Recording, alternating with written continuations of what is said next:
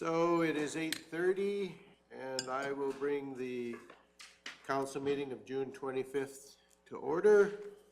We have an agenda that's in front of us. Are there any additions to that agenda?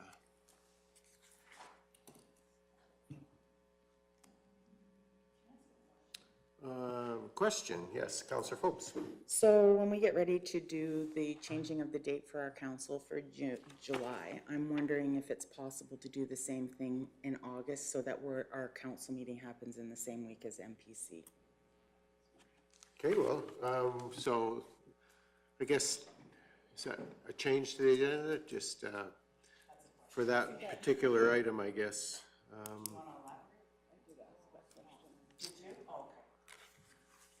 Okay, Councillor Cunningham. I did ask that question this morning, and my understanding is there's delegations already booked for August.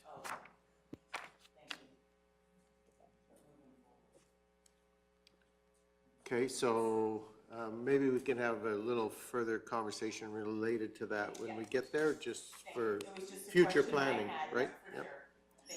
Okay. Councillor Christie. I'll move the agenda as amended, or as presented. Yeah.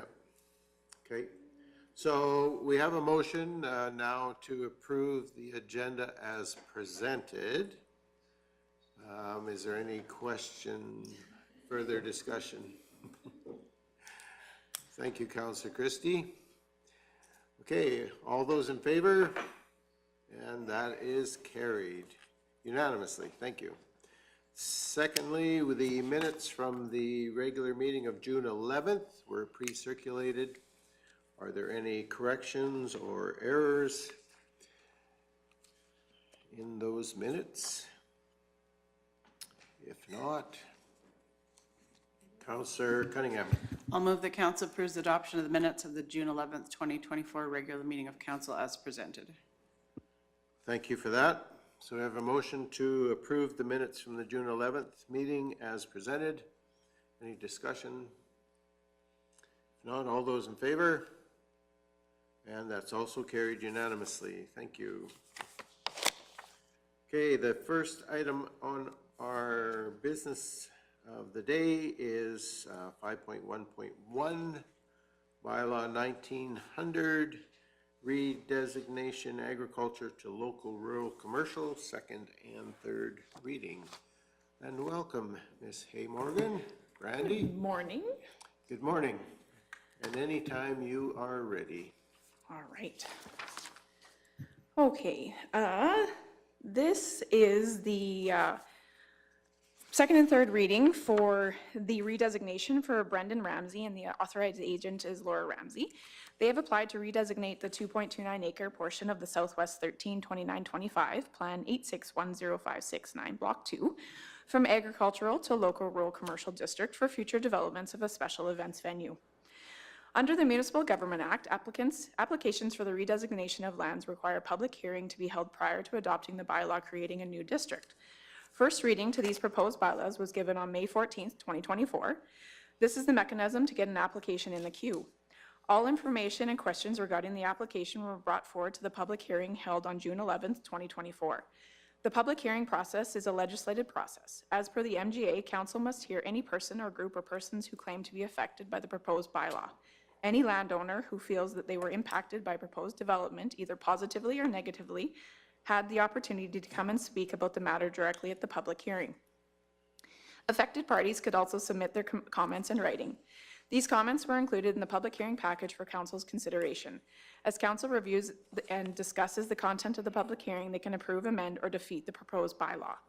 Participating in the public hearing is a legislated method to provide comments to council for consideration for applicants wanting to redesignate their lands.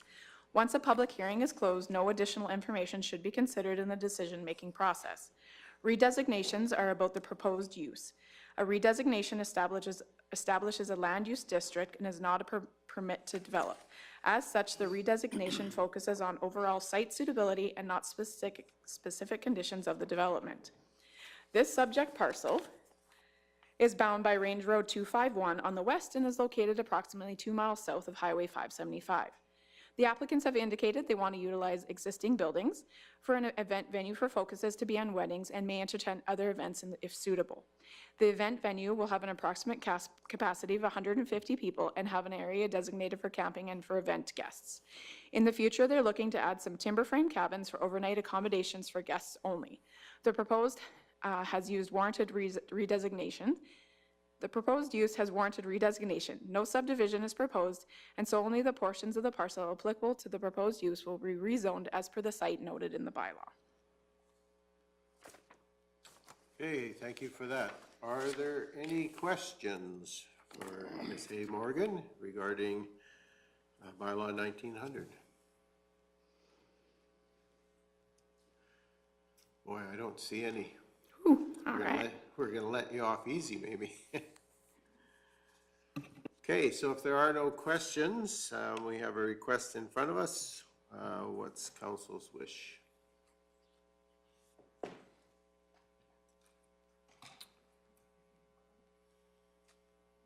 Councillor Penner. I'd make that motion that council move second reading of proposed bylaw 1900 for the purpose of amending land use bylaw 1808 by redesignating portions of the southwest of 132925 west of 4, plan 8610569, block 2, from agriculture district to local rural commercial.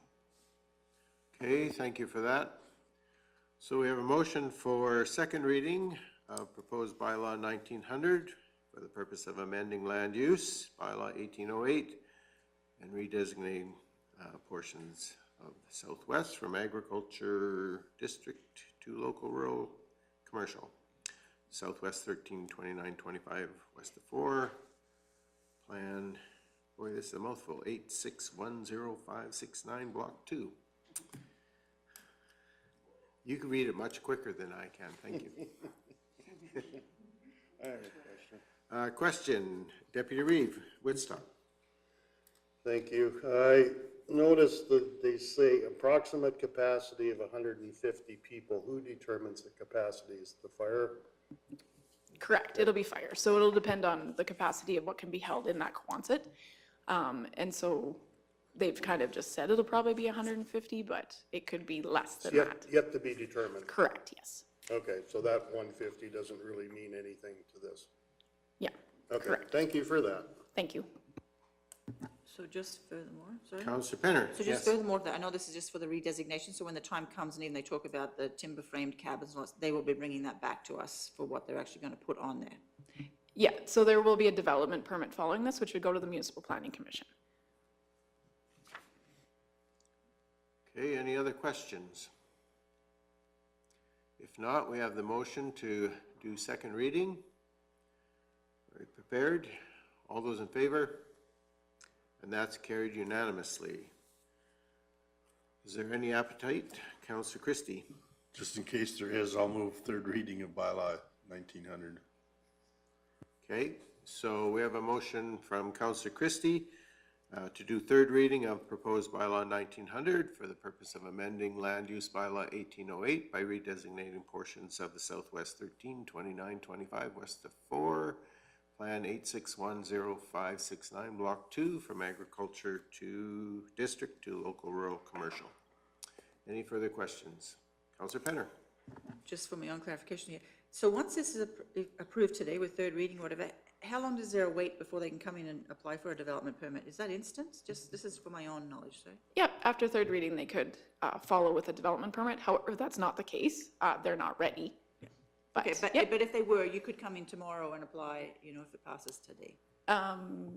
may- Or is there a week or 2 weeks, a month? no, or they could what? apply tomorrow. Okay. Yeah, Or 10 minutes from now, once we say approved. Okay, any further questions or discussion? If not, we have a motion for third reading. All those in favor? And that is carried unanimously. Thank you. Ms. Hay Morgan?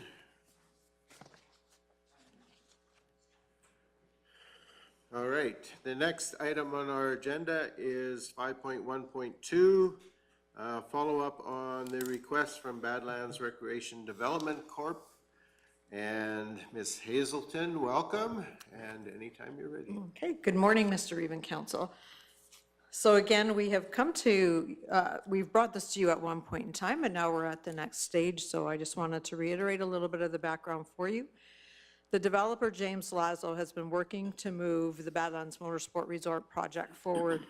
The proposed project is within an approved area structure plan. As per his subdivision application and his development agreement, he is required to build and pave 5.88 miles of the access road from Highway 9 to the site. He has found it challenging to raise investor funds for the construction of the road, as well as the security required, since it is an asset that they won't own. So he has been in contact with different ministers to see what funding may be available to help facilitate this portion of the project.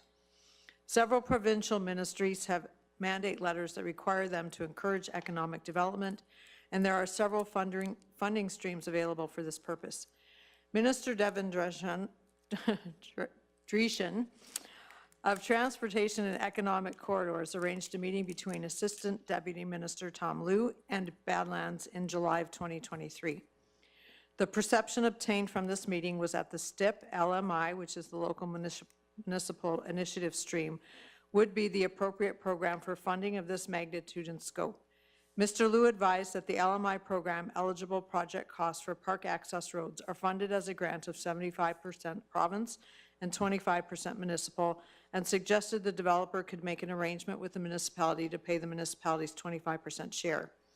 These conversations noted a potential cost of $15 million for this road project, so the ministers were aware of the prospective level of commitment on the table. The developer met with the county to share the outcome of this meeting. Further clarification regarding the potential amount of funding was requested by the municipality. On January 16, 2024, a virtual team meeting was held between Minister Dreeshen, representing of Alberta Transportation, James Laszlo, the developer, and Marshall Chalmers, who is also representing the developer. From this meeting, the developer understood that the province would be agreeable to grant the funding requested and recommended the developer work with the municipality to submit the funding application as required. The deadline to apply for this funding is November 30th. Once applications are received, all projects are rated on a province-wide competitive basis. To move this project forward, the developer would like the municipality to submit an application on their behalf by the November 30th deadline. This will allow them to proceed with the next steps regarding the road, which includes obtaining some of the required geotechnical and engineering work. Administration was of the opinion that a letter from the Reeve to Minister Dreeshen confirming this potential funding source, as well as assurance that it will not impact the municipality's ability to obtain grant funding through the normal process for municipal projects, would be in order. At the April 23, 2024 council meeting, council did authorize the Reeve to send a letter to Minister Dreeshen of Transportation and Economic Corridors confirming the funding opportunity and verifying that an application for this purpose will not impact the municipality's ability to obtain grant funding for municipal infrastructure projects. The Reeve has forwarded the response received from the minister and attached to this package. The original understanding of a 75-25% split was clarified to be for park access roads. As Badlands Motorsport Resort is not a park, they would be eligible for a 50% funding grant. The minister noted that there is a higher chance of receiving government Alberta grant funding if they have secured support from municipal partners and can clearly outline the economic benefits of the project for all Albertans. The proposed funding breakdown would be as follows based on the minister's response letter. The total estimated project cost of $15 million. The developer would pay for any construction costs exceeding this amount. The province would provide a grant in the amount of $7.5 million. Badlands Recreation Development Corporation agrees to provide the other $7.5 million to meet that share, and the municipality would agree to submit an application for this funding on behalf of Badlands. The minister also noted in his letter that an application from Kneehill County for STIP related to the Badlands Motorsport Resort project will not impact the municipality's ability to apply for other municipal projects, as each project application is evaluated on its own merit. The county could therefore submit multiple STIP applications in the same year. The developer has been made aware of the maximum 50% provincial and 50% municipal funding split and has agreed to this split. They have asked that the county carry out the proposed STIP application for funding on their behalf. If council approves this request, administration will enter into an agreement with Badlands Motorsport Resort regarding this application submission and the requirement for them to provide the other 50% of the proposed project costs, as well as anything over and above the $15 million projected costs. Okay, thank you for that. Are there questions? Counselor Forbes? I guess one of my questions would be, is there a cost for the county to carry out doing this application on their behalf? It's administration, like we apply for those grants, so it would just be done like our typical ones. So no, there is no outside of our normal operating cost. Okay. Thank you. Any other questions? Counselor Penner? It talks about having an agreement with the Badlands Motorsport. Would we have that in place before that November 30th deadline application was submitted? Correct. Thank you. Other questions? Counselor Christie? Just curious, the 50% that we're gonna get paid by them, is that gonna be bonded or somehow guaranteed that if they fail, we're not on the hook? It would have to be somehow a certified letter of credit or something to that effect. And again, the agreement would spell out what would be the requirement of how that payment. Do you want to add anything? Mr. Hogan? Through you, Mr. Chair. So if council were to approve this, then the first step would be the agreement. If we couldn't reach an agreement, there'd be conditional, the application would be conditional upon an agreement that's acceptable to the county. So if we weren't able to reach an agreement or have it in place, I don't think that we would make the application on that for the grant. With this, there's a number of things we'd have to sort out. As Ms. Hazelton has said, making the application itself, we do that for bridges and things, that's not a big deal. The agreement itself, there will be a cost there because that is, I'm not gonna sit down and write that up. That's gonna be illegal. Now again, we have legal approved within the operating budget. There's nothing out of the ordinary there. So, but there will be some of that we have done up. We'll have to sort through how we, the conditions on that, so what council's already noted in terms of ensuring that there is some sort of, as Ms. Hazelton said, a letter of credit or some way that the money's in our account, or we've got that secured, right? That has to be a part of it. The other thing that we would need to sort through is with that agreement and with the grant, how the project actually takes place, and that's a conversation that our infrastructure department would be primary in trying to figure out with the grant if there's requirements at tendering requirements or how we go through and manage that. If we have to do, I don't think we've discussed this specifically with the developer, but we can put this in the agreement that if there are other costs that we need to incur as part of putting that forward, that we can put forward to them. So if we have to run the project, there's going to be engineering costs and things like that we wouldn't normally incur. Pardon me.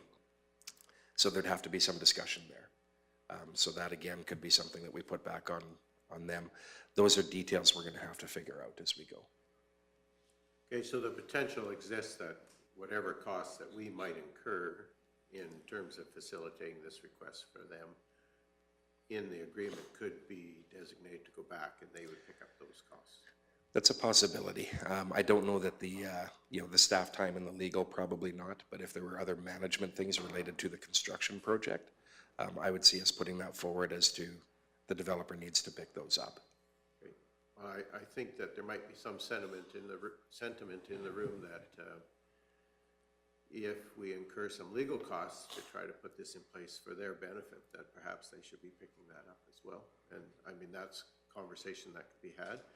But Deputy Reeve Woodstock had a question as well. I guess we're leading us down a deeper rabbit hole here, but at one point in time, there was a bond or irrevocable line of credit for 100% of the road construction that had to be placed during the warranty period. Is that still going to be part of this process? So you're talking security? Security, So that, there is still security required, yes, over and above this? yes. Okay, Thank you. So the original agreements that we had with Badlands Motorsports are not in any way set aside by No. whatever would happen in this particular case? So the development agreement still stands with the subdivision, and so that one is still in place. And under that development agreement is more how that security rolls out. And he does have to, at this point in time, do 100% security unless council would amend that amount. He is having to do that, so. He's not happy. Okay, Mr. Zier, I saw that hand. Thank you. Just to add on what CEO Hogan and Ms. Hazelton said there, this is definitely a typical type of agreement we're looking into here, where the county is actually being granted that money and working with the developer to have that. Typically, a road construction like this, it would be a developer comes in, submits the 100% letter of credit. We hold that while they construct it. We have site representation, which we're fully intending on this as well. But then we work through them of release on that. This one is where the province is actually giving the county the money, so it's a little bit different. We want to make sure we're secure with that money and make sure that the project is moving forward, because it is ultimately money that we're responsible for at that point. So a little bit different, and the agreement's going to have to be like Mike Hogan said. I think the legal really needs to have a big hand in this agreement. Okay, other questions or discussion? Councillor McGee? Further to that, then, if, let's say we are granted we do apply, we granted it, and then it never happened, what's the process that would we be looking at? Where is our risks in that part? So we get STIP money from the province and then the project doesn't go forward, what happens? Good question. Mr. Hogan? Through Mr. Chair, so when you get money from the province through like a STIP grant, there's an agreement that comes with it. So you have to sign in that. The appendices to those agreements say it's for this project, and they have the other conditions attached to it. If you don't meet that, then essentially you give the money back. Not essentially, that's what you do. All right. Can't we take a handling fee or? But beyond that, there aren't risks to us. The risk to us, to the county, in that would be the incurring of some of those other fees, the time we put into it, which really is not that's not abnormal for the county's operations. You know, use as an example, we're council's working through the Trochu housing agreement right now. We're doing the updates to that agreement ourselves, but that original agreement was drafted by legal. Right? So the whole process is not abnormal in terms of getting to that. As Mr. Zier said, the partnership to do this specific thing is out of the ordinary.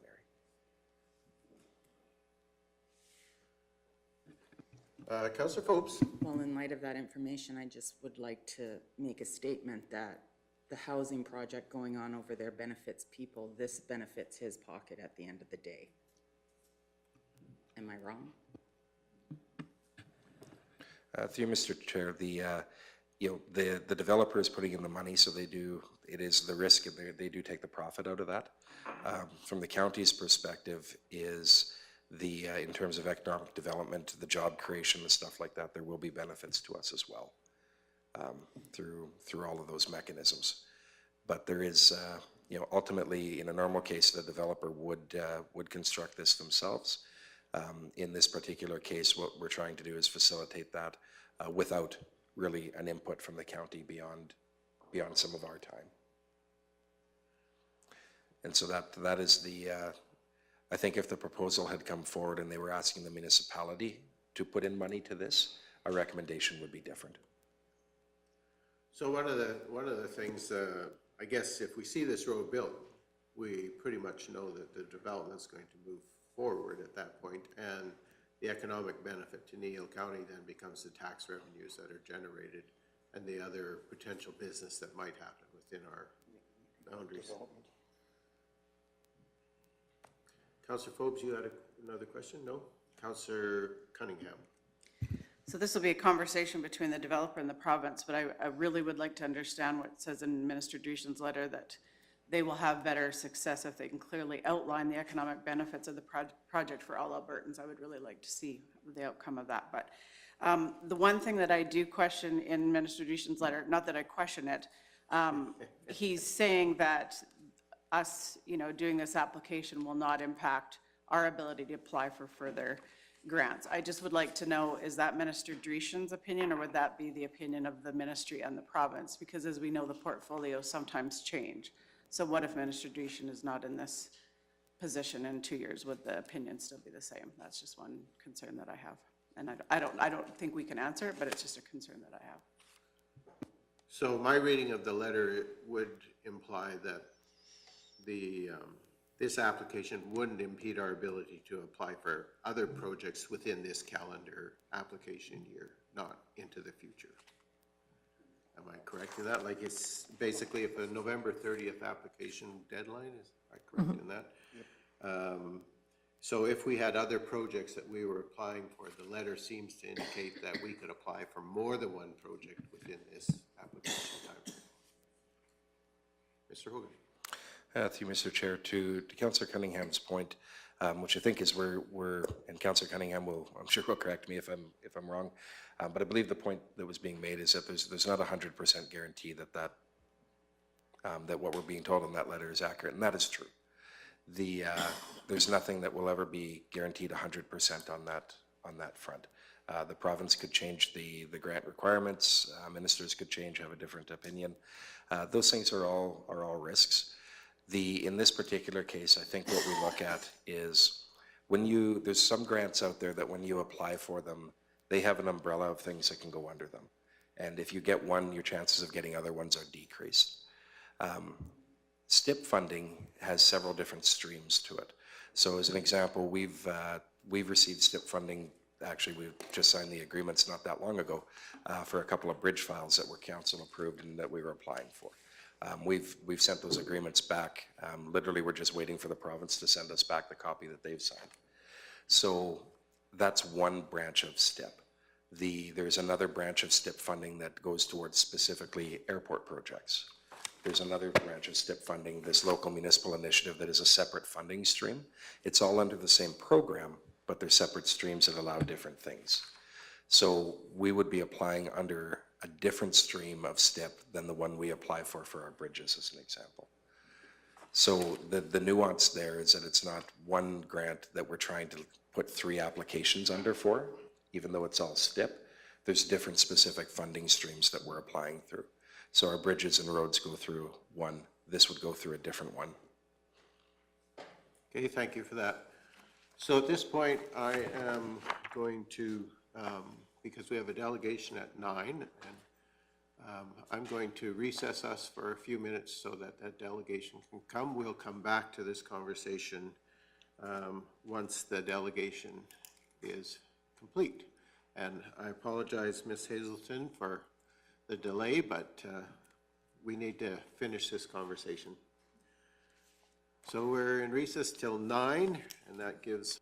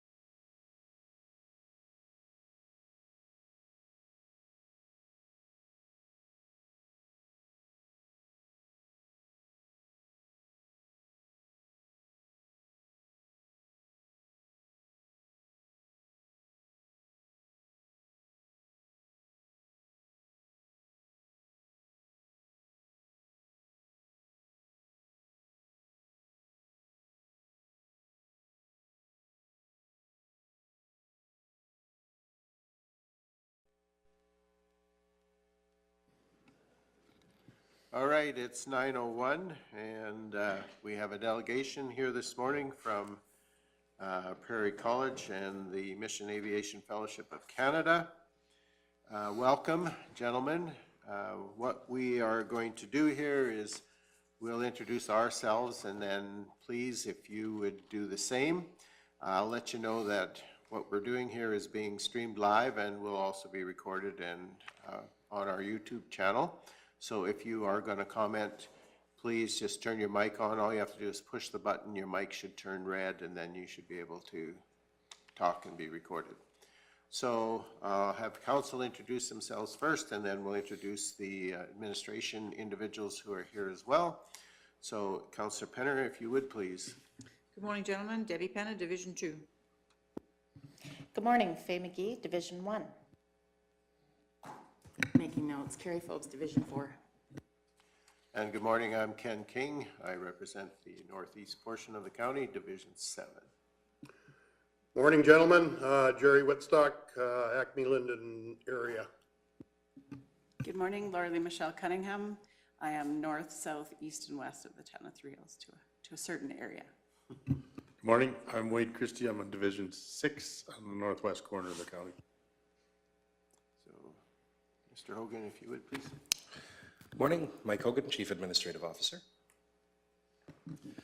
Good morning, Kevin Gannon, Director of Community Services. Hi, good morning. I'm Mike Serio, Director of Infrastructure.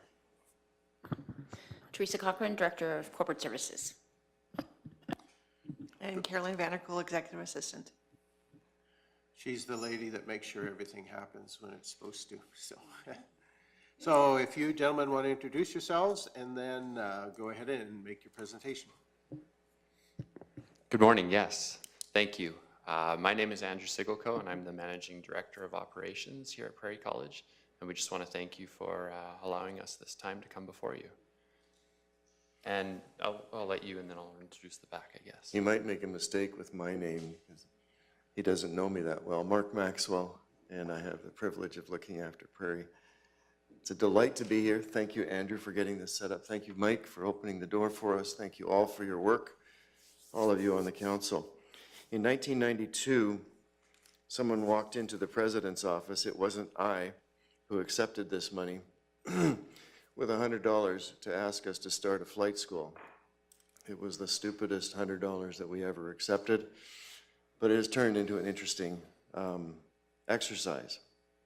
When Elaine and I, my wife and I, arrived in 2010, the flight school was on and off between operating poorly and actually non-compliant, to the point that Transport Canada was querying whether or not we should continue. I think it was about 2014, we partnered up with Mission Aviation Fellowship Canada, and they rescued our bacon. And it was a delight to work with MAF Canada. So I'm here in part to tell you a little bit about PATC, Prairie Aviation Training Center. I'm also here to tell you what a great partner MAF Canada is with us. At this point, we are notably compliant with Transport Canada. We are notably well capitalized within that small unit of the school. We are notably well staffed because half of the 18 people on staff, including, in fact, it's 10 out of 18, are MAF aviation professionals. More than half are from our partner. And our partner has brought equipment to the table for us, meaning airplanes that are hanging out in our hangar. That's all to say, we are here now looking at a fall this year with a class intake of what could be 41, 42 students, which compares with last year an intake of 14. So it looks like we might triple the size of our intake class.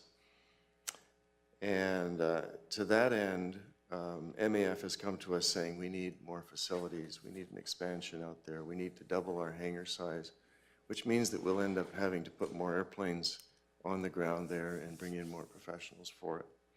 It's a lovely, lovely story. It's a lovely story. In fact, by now Transport Canada is beginning to point to us as a poster boy of how to run a flight school and how to turn around one that was in trouble. In the course of thinking about this, we thought we should also add a classroom building out there. And that, you're going to see pictures of this. Andrew's got that ready for us. But it was, when we began to look at how to set it up and get it, get the permissions for it, we found out that the water that's coming to the fire hydrant that's out there is inadequate to support the firefighting needs of a normal fire hydrant. So that's the reason for this meeting here today, is to ask, would it be possible to get water to that fire hydrant? With that, I'm done. But thank you again for your time. I will also introduce Lowell Deering and Kelvin Hildebrand, both with MAF Canada, and Lowell is the Director of Operations at MAF Canada, and he'll say a few words and bring you greetings. Good morning, all. Yes, Lowell Deering. I am the Vice President of Operations for Mission Aviation Fellowship of Canada. For those of you that aren't aware of what we do, we are an organization that uses aviation technology tools to help remote people in about 32 different countries around the world at the moment. Some of those places that you probably aren't going to go for tourism in the next little while, but where there are people in need. We work in partnership with a lot of governments, non-government organizations to assist people in those places.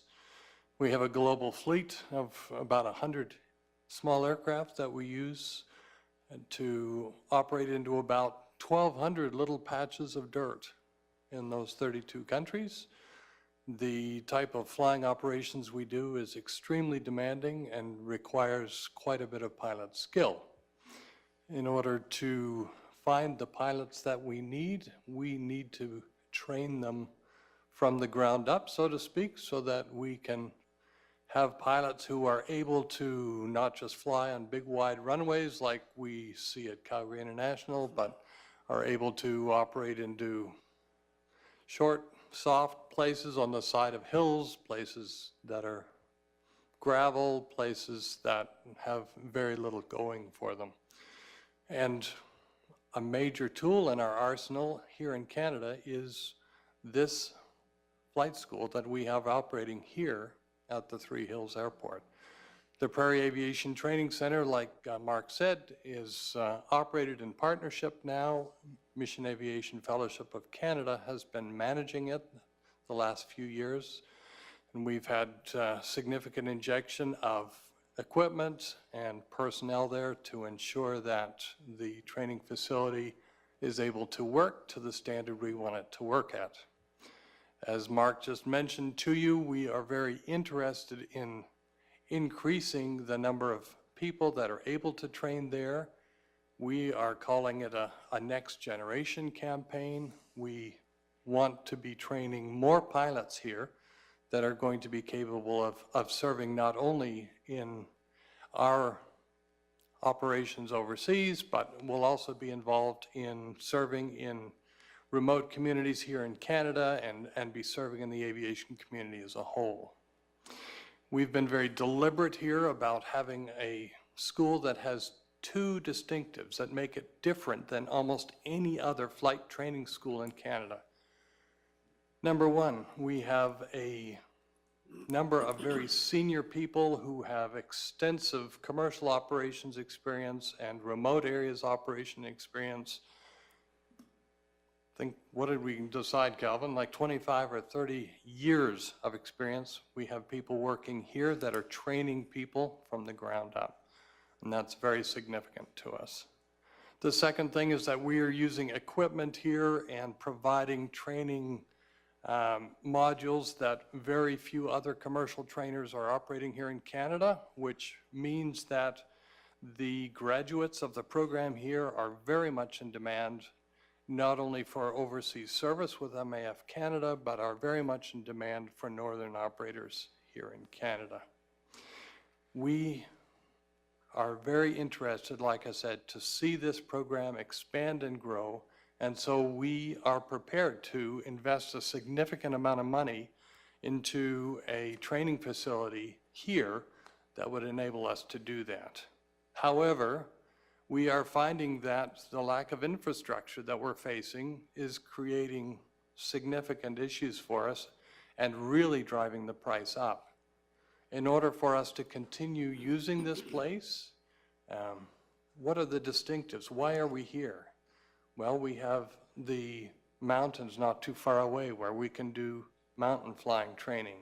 We have really good weather here that allows us to be able to fly more days of the year. And thirdly, we also have the opportunity to be clear of controlled airspace so that we can spend more time flying and less time having to receive clearances to take off and land and all those things that happen in the major centers. For that reason, we would prefer to be here and be training here, but we really want to be working in partnership with you all here to make this work. It's important for us as a Mission Aviation Fellowship to be working in partnership with communities and governments, and we want to be doing that here with you.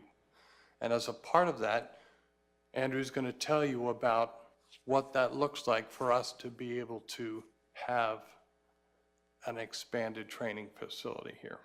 Thanks, Andrew. Thank you. I'll try to go through this quickly. To be cognizant of our time, so Prairie College is committed to providing the very best Christ-centered, Bible-sourced Christian higher education. With that in mind, we are currently in the middle of a capital campaign, which will position Prairie as a prime epicenter for educating 21st century missional leaders. Why now? Our infrastructure is aging and in need of investment to remain safe and sustainable. Our facilities are outdated and in need of refreshing and modernizing to make them attractive to our students. And some of our facilities are oversized, which is a strain on our operations and a prime opportunity for redeployment. And of course, some are undersized, which causes us to compromise the efficiency of location and put forth our programming in less than ideal conditions. With the first phase of our capital campaign, we hope to accomplish 6 things.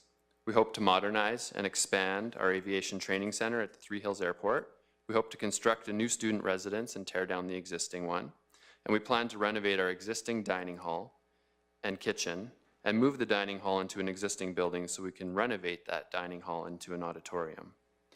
We also desire to retire our tunnel infrastructure and replace our sidewalks and pave our main parking lots.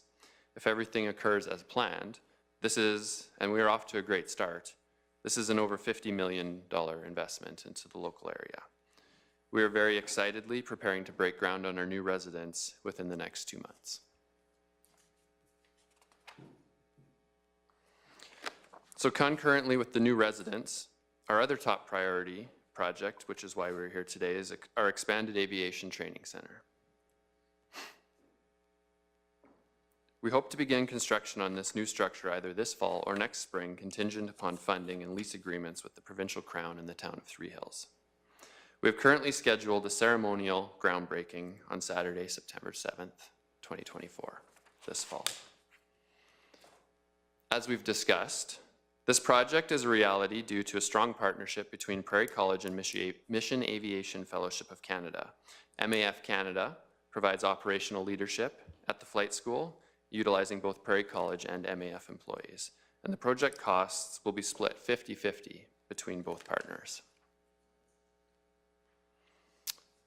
This facility will be over 44,000 square feet once complete. The existing building, which is seen in the drawing on your left, will be used strictly for aircraft maintenance, while the new hangar, which is seen on the right, will be used for aircraft storage. Currently, maintenance and storage occur in the same facility. Thus, this will simplify the operations. The existing facility has around 11,500 square feet of hangar space, and the new storage hangar will be 14,400 square feet. The middle section of the main floor is 7,800 square feet, and it will be used for administration and training space with reception, staff offices, and flight planning and debriefing.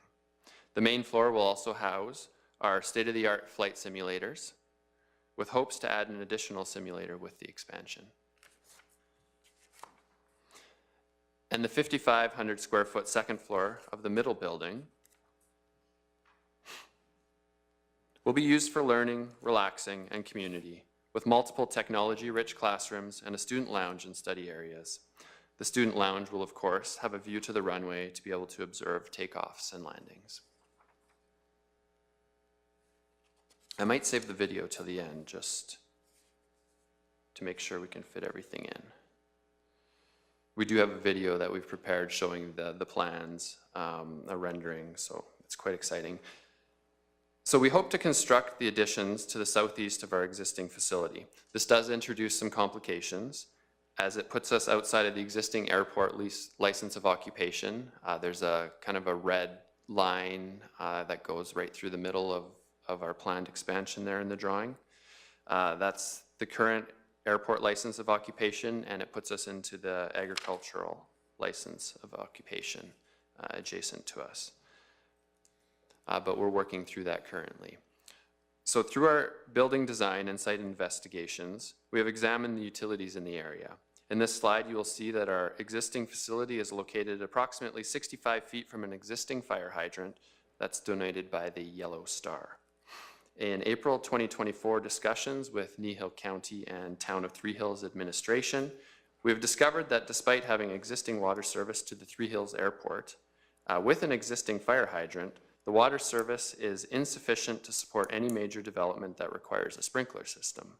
We've also been told that the existing fire hydrant is insufficiently supplied to support firefighting for a building of this nature and will very likely never be used despite being regularly maintained. We were prohibited from conducting any flow testing on the water service out there from the fire hydrant for fear of starving the water main as well as everyone else along that line.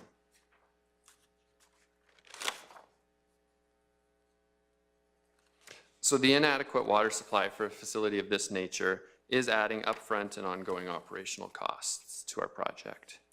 We will need to install an underground water storage tank, as well as dig a well, and it also adds risk to our facility and the other facilities that are currently at the airport moving forward regarding fire protection.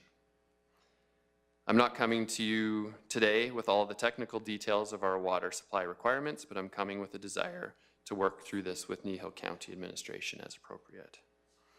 I will also note that we are appearing before the Town of Three Hills Council with the same request, as I know our request impacts both bodies. So the overall project cost right now, including soft costs, is between $8 and $9 million.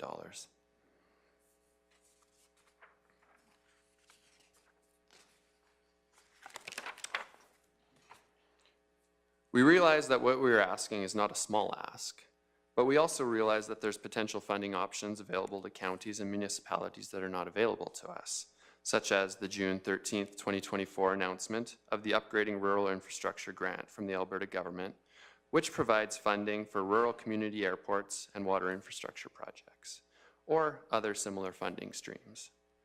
Regardless of grant availability, Prairie College and Mission Aviation Fellowship requests that you invest in the future and that Kneehill County approve and fund and construct an upgraded water main to the Three Hills Airport to be constructed in 2025 or earlier. Prairie College and Mission Aviation Fellowship also request that Kneehill County approve and fund and construct the installation of a sanitary service line to the Three Hills Airport in conjunction with the upgraded water main, realizing potential cost savings of pairing the two upgrades together. With that, I will go back if there's 2 minutes and show the video. Yes?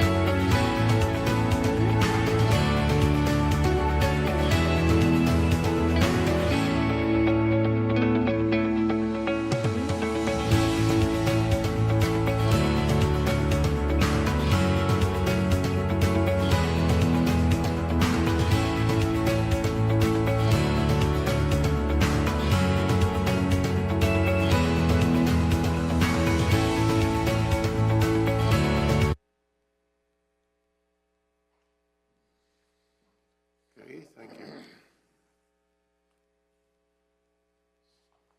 So that's the extent of your presentation? Yes, thank you for your time. We're available for questions if you have any. Okay, I'm going to ask council, are there any questions that council has for the delegation? Oh, it's Councillor Penner. Mission Aviation, do you have partnerships with other communities within Canada, sorry? Ask the question again, please. Do you have a partnership with other community colleges within Canada? Currently, we are doing all of our flight training through this facility here. So we do have relationships with some other flight training schools, but we don't have involvement to the level that we do here. Councillor Phobes? I guess I have some questions on how many students, if this building was to get up and running, would you be running in a semester or a time frame? Like how many students would you be having? Calvin, do you want to answer what we've got right now? You'll have to come to a mic, honey. Thank you.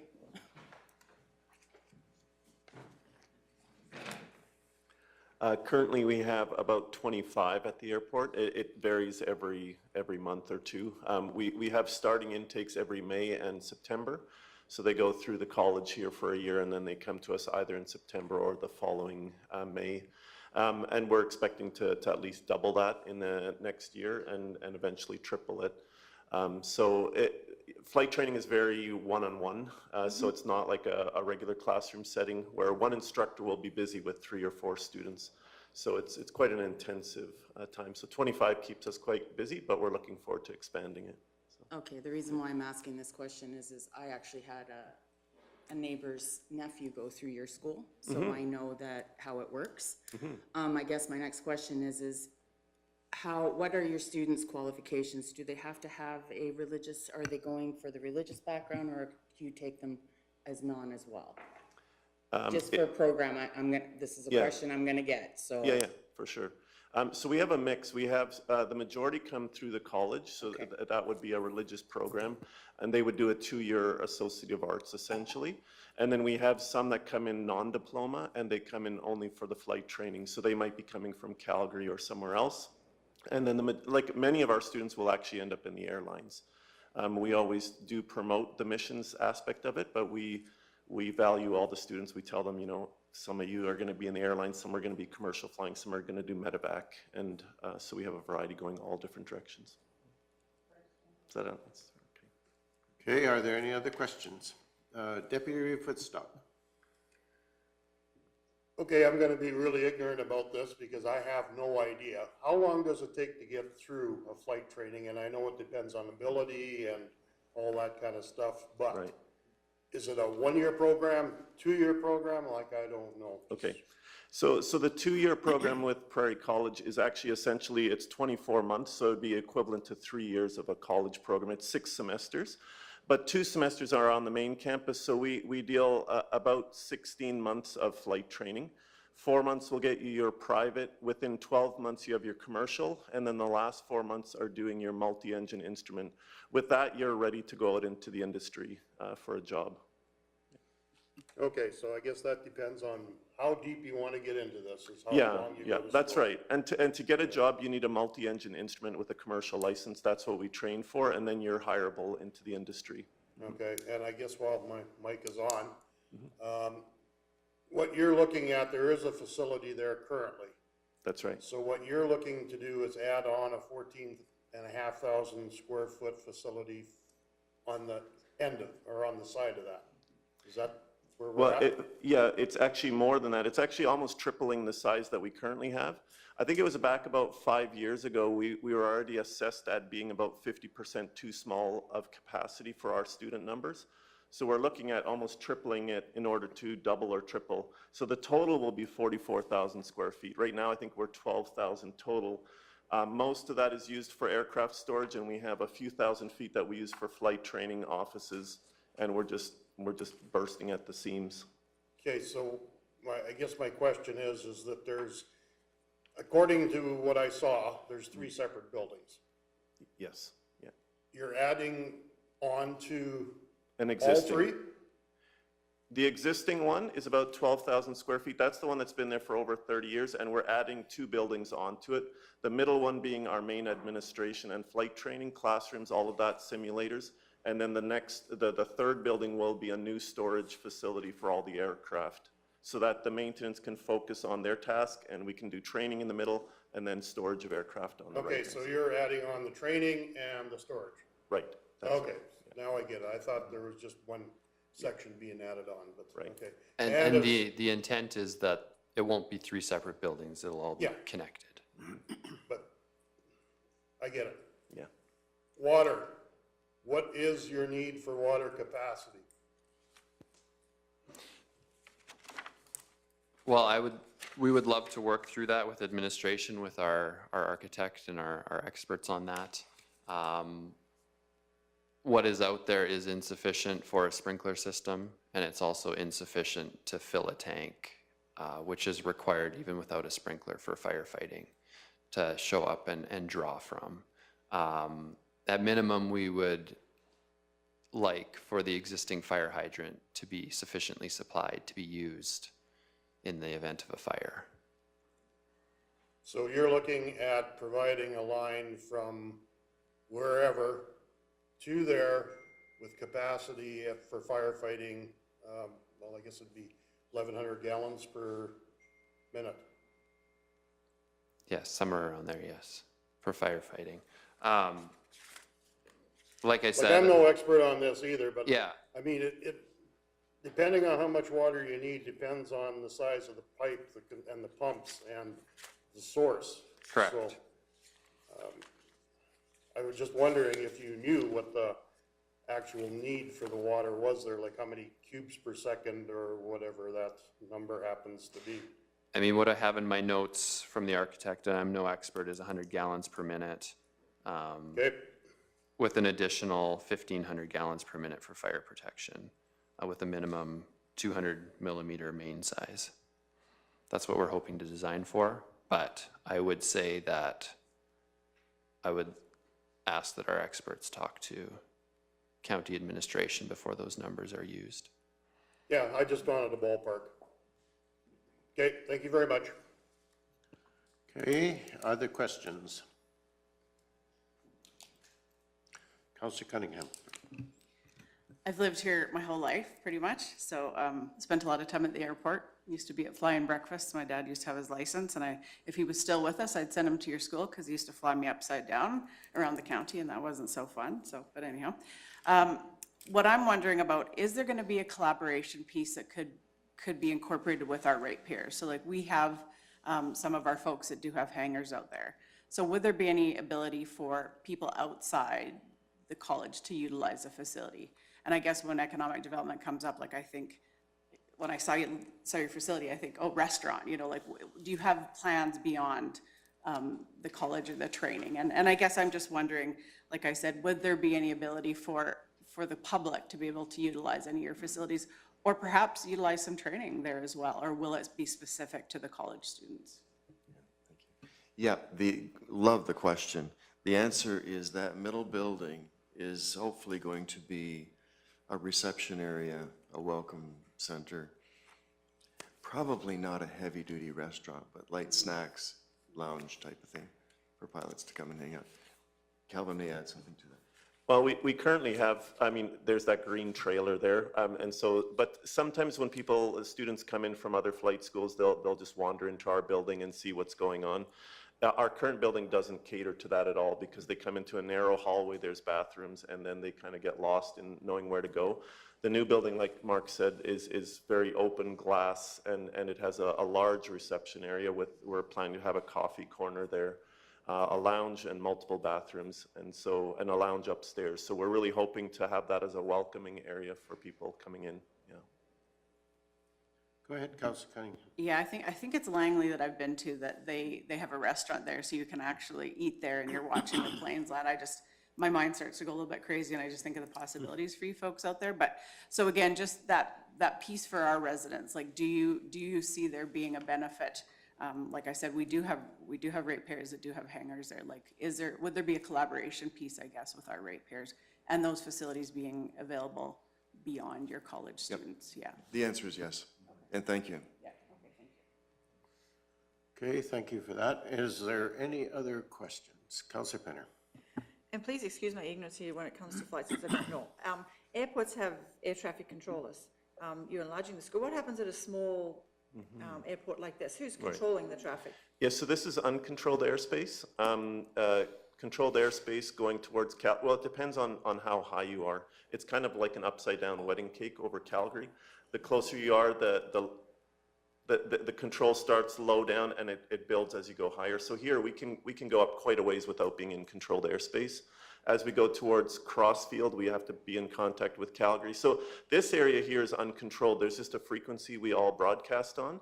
Once we get a few thousand feet up, we have to talk to Edmonton Center, and so then there's controlled airspace. So we have the value here, like Lowell mentioned, that we can train without having to have a lot of delays with controlled airspace.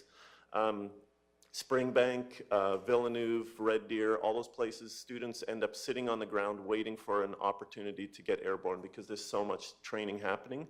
So we have a lot of benefit. I've had a lot of students call me over the years saying, can I switch to your school? I'm at, the hours required for my commercial, and I'm nowhere near ready to do the flight test because I just haven't finished all the exercises. So we have an opportunity to be much more efficient here. And then Red Deer, Calgary, Edmonton are right close to us, 20 minutes, half an hour away, so that we can get that experience in the controlled airspace. So yeah, we're uncontrolled. Okay, no, and further to my question, like priority on who can land, because we do have ratepayers that use it out there, and we also have, there's an ag business, I believe, out there that uses it. So I was just wondering, how does it work with priority? Who gets to land first if they're coming, the ag guys are coming in to fill up, and the students are trying to land, so. I mean, it's all part of our training. We teach the students who has priority, but I mean, it essentially, the ones that are airborne that are in the landing circuit already, there's a whole sequence that they follow coming in. Like our circuits, that's like where you take off, you go around downwind, and then you come in and land. That's where we're practicing landings all the time. It all happens on the northeast side of the airport to avoid going over top of the town. So if you see an airplane go over town low level, it's not one of ours, because ours are trained very strictly that they're not supposed to overfly town. But sometimes you get visitors that come in from other places that don't understand the procedures. But there's actually a book that's published by by Transport Canada, and it tells you all the arrival procedures for these uncontrolled airports. And so everyone just follows the sequence in, and we're all communicating on the radio. And so whoever's closer in has priority. Ultimately. Yeah, and like I said, I don't know much about it, but I just, with an ag business, and enlarging the school to more airlines, is that going to delay the ag business getting fuel and getting gone again before the weather changes? You know what I mean? We found, I know from other airports I've been at too, ag businesses sometimes do their own thing, and they do have some special permissions, but they're trying to be very efficient, and they don't always work well with the local schools and the local community, but I found the ones here in Three Hills to be exceptional. They really communicate well, and they really try to fit themselves in, and we try to do the same because we know each other. Some of the guys are graduates of ours, so yeah. Are there any, Councillor McGee? I'm familiar with a few people who've come through your program, and it's an excellent program, and I'd like to commend you on that, and I think this aspiration looks very impressive. I have a couple questions in regard to that. First, have you approached other partners about funding in any aspect of this development, not just the water, but the whole development? And doing so, I'm interested to know if you're registered as a nonprofit or religious charity or as a business. How does that land? Right. We're dual registered. So as a not-for-profit charity, and that's kind of the same thing.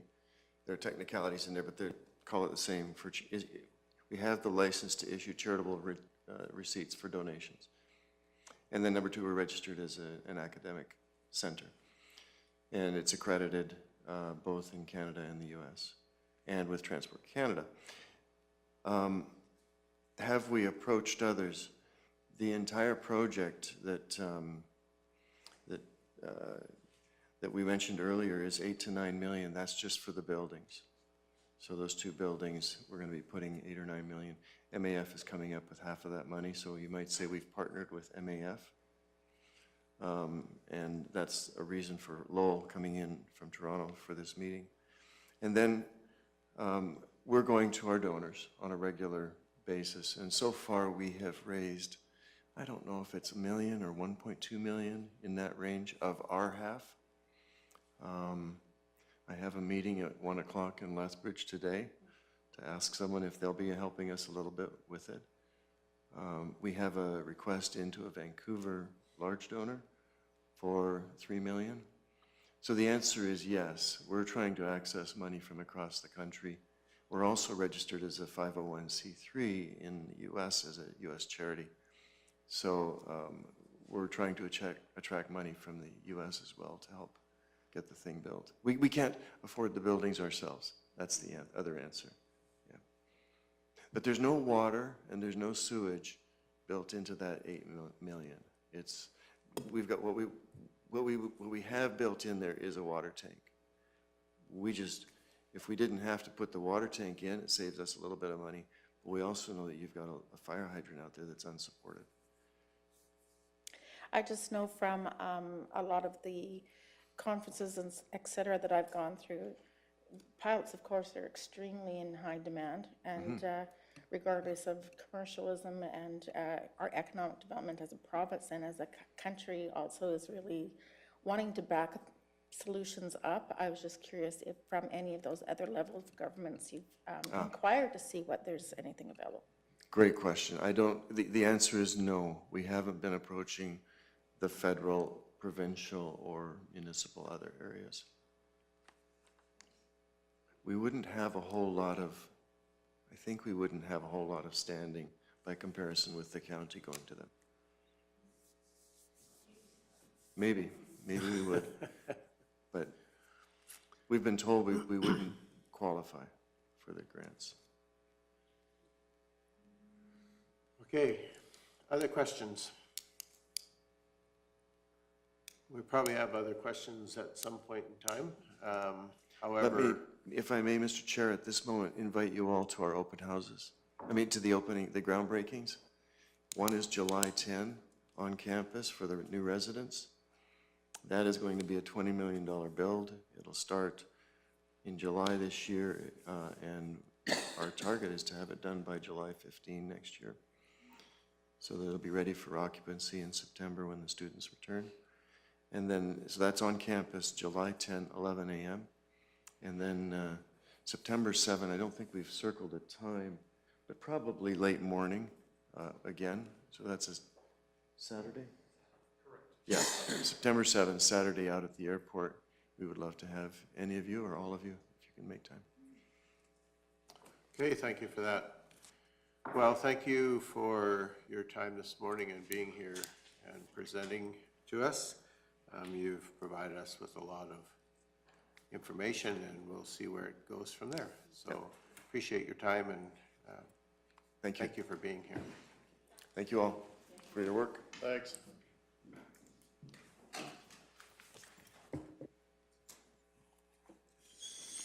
So what I'm going to suggest is that we go back to our conversation that we were in, and keeping in mind the fact that we have a public hearing at 10.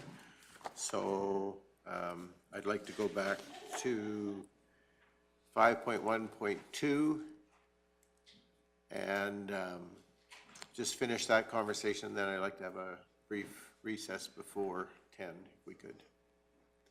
However, that's going to be dependent on the level of cooperation from both Ms. Hazelton and us as council. Okay, so we're in the middle of a conversation regarding the request that we assist in an application for Badlands Motorsports Recreation Development Corporation to get funding for road development.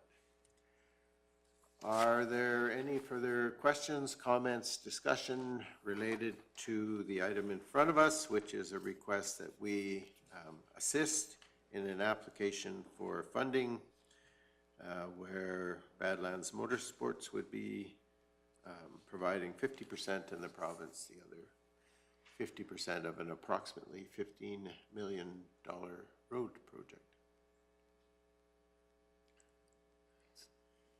Questions, comments, discussion?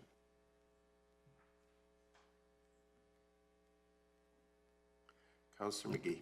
I guess it's mostly a discussion that I'd love to hear other people's thoughts around.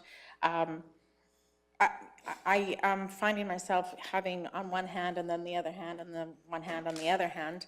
And in doing that, we have seen a large part of our province really wanting to see our economic development things move forward and contribute to becoming a more diverse and prosperous province in how we have our economics run. And so there's lots of opportunities to find ways to make that happen within our county that many counties have found really creative ways to do, and this could possibly be one that we would choose. I also, though, have received several calls from residents who are concerned that regardless of how this is done, it's still taxpayers' money, and that with us having the condition that we originally had, they were really content to know that we took it serious, that that the residents were being considered along that they don't want to be part of what pays for something that they feel shouldn't be theirs to shoulder. And so those are the two top, when I funnel through my two hands here, that's what I'm holding and trying to sort through. Love to hear any feedback on those. So, anyone willing to tackle providing clarification?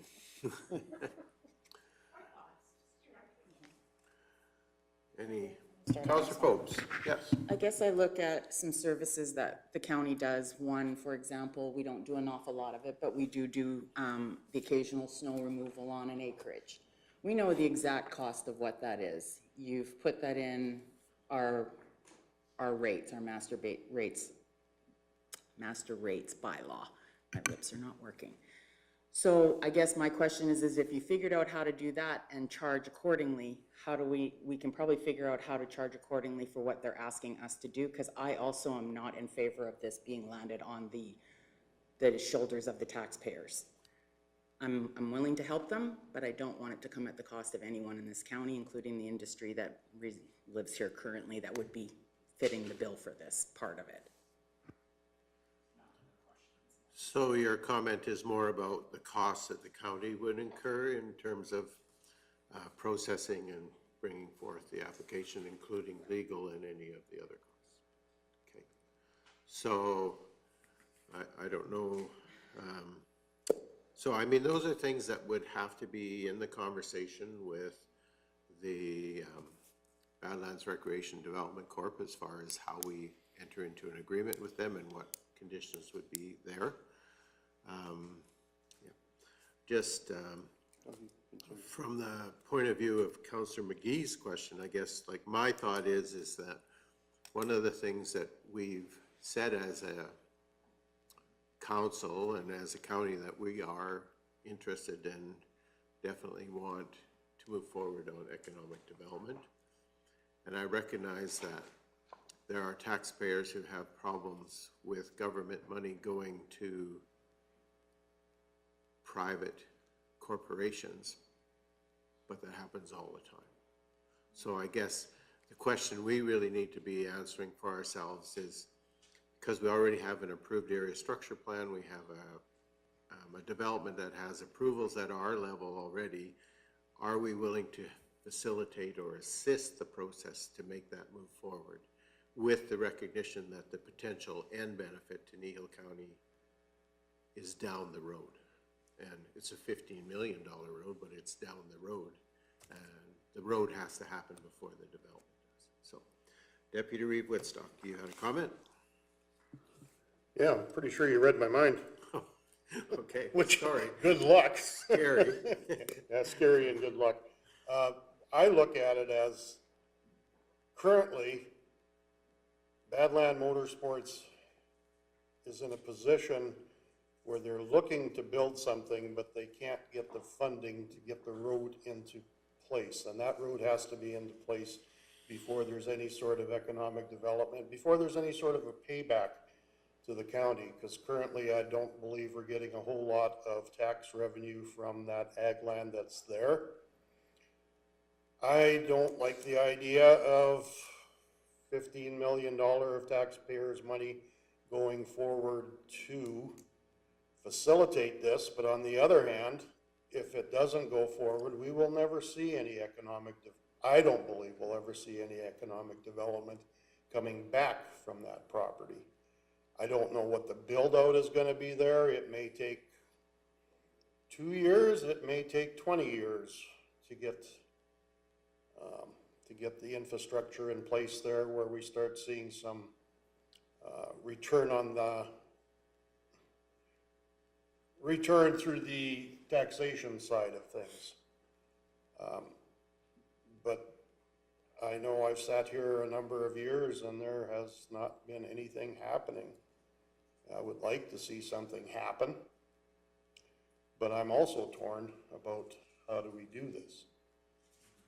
But my ultimate concern is we can sit here for another 20 years and nothing happen. Well, wait a minute, not we.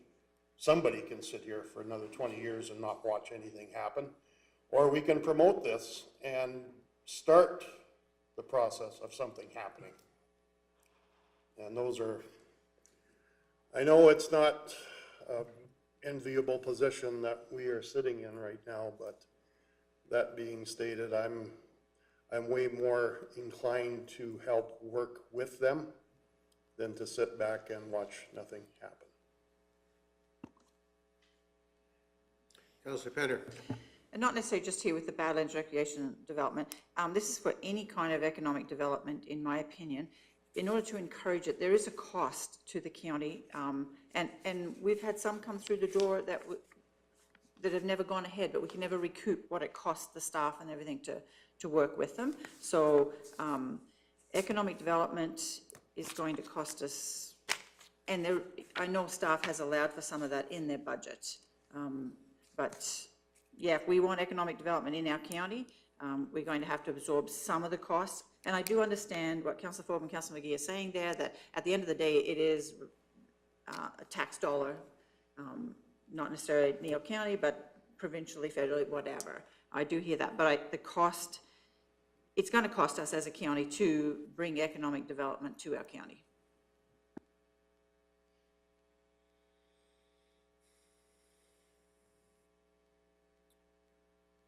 Other comments or discussion?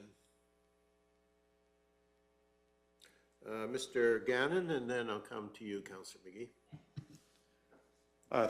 Thank you through the chair. I just want to present to council that administration's intent in the future is potentially bringing forward some programs that are incentivized depending on what direction council wants to go with their economic development plan.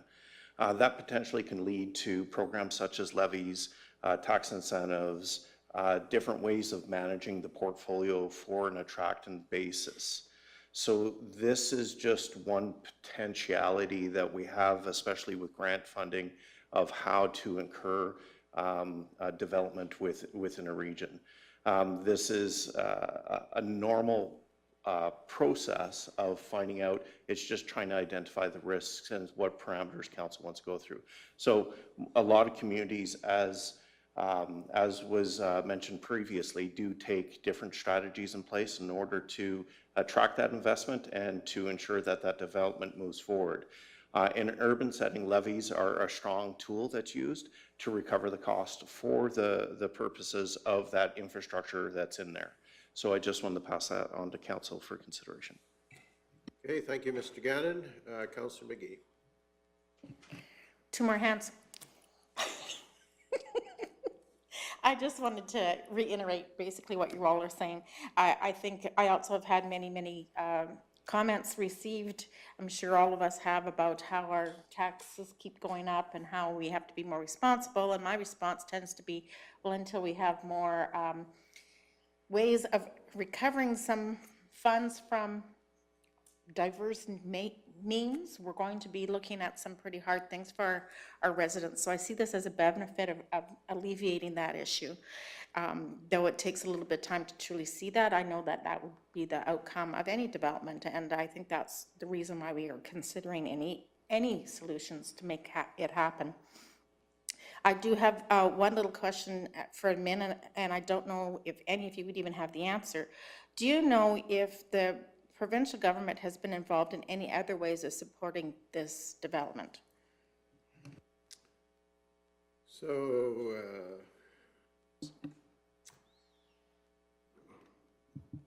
Ms. Hazelton. go I was ahead. just going to say, just through the approval processes, and then they've provided approvals through Alberta Environment.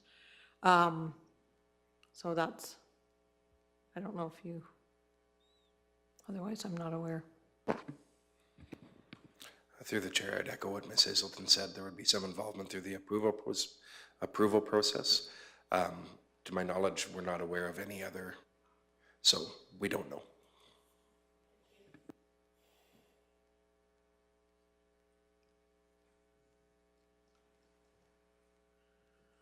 So I guess my comment would be is this is one way that we could assist this particular development in moving forward at a relatively low cost to Kneehill County. So the potential in the future is, of course, the tax revenues that would be generated by the development. And I'm sure that the developer has no plans to build a $15 million road to nowhere.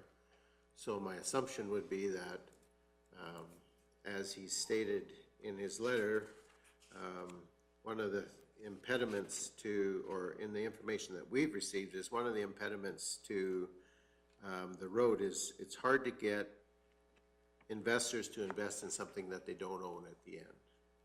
So the implication is that the investment's there for the actual development somewhat, but not for the road itself. So really the question in my mind that we have to answer as council is, are we prepared to facilitate this particular economic development piece for Kneehill County by assisting in an application for provincial funding that has no requirement for us to put money into, beyond staff time and some other minor costs. Councillor McGee?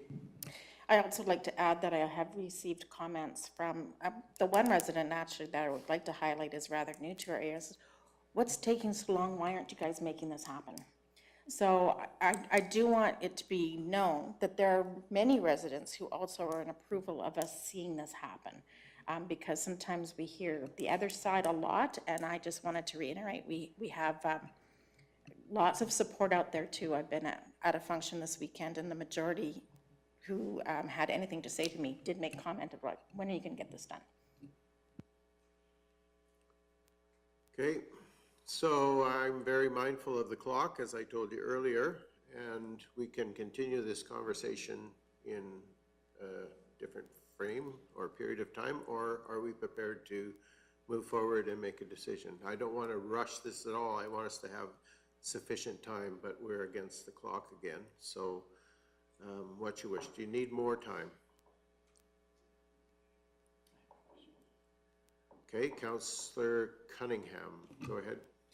So again, just because Councillor Phillips and I are a little late to this party and this area structure plan was made before we were on council, I just want to confirm for myself and for our ratepayers, this ask of the developer is new. This was never an agreement that they came to the county with when they proposed this project initially. Is that correct?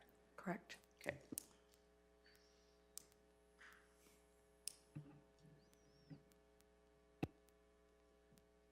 Okay, so I'm not seeing a strong desire to move forward right at this particular moment. So we are in recess till 10 a.m. where we have a public hearing. So we are in recess for 3 minutes. So we are starting at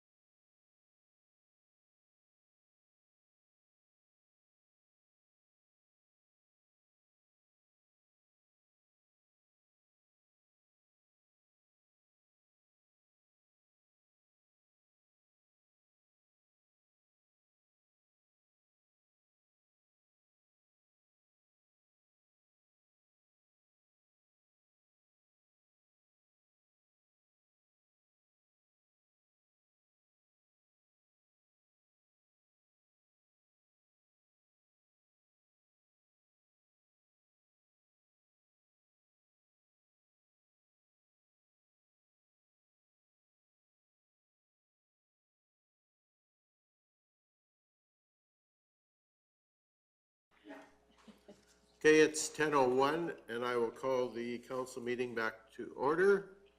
At this point, I shall call for a motion that the public hearing for bylaw 1900.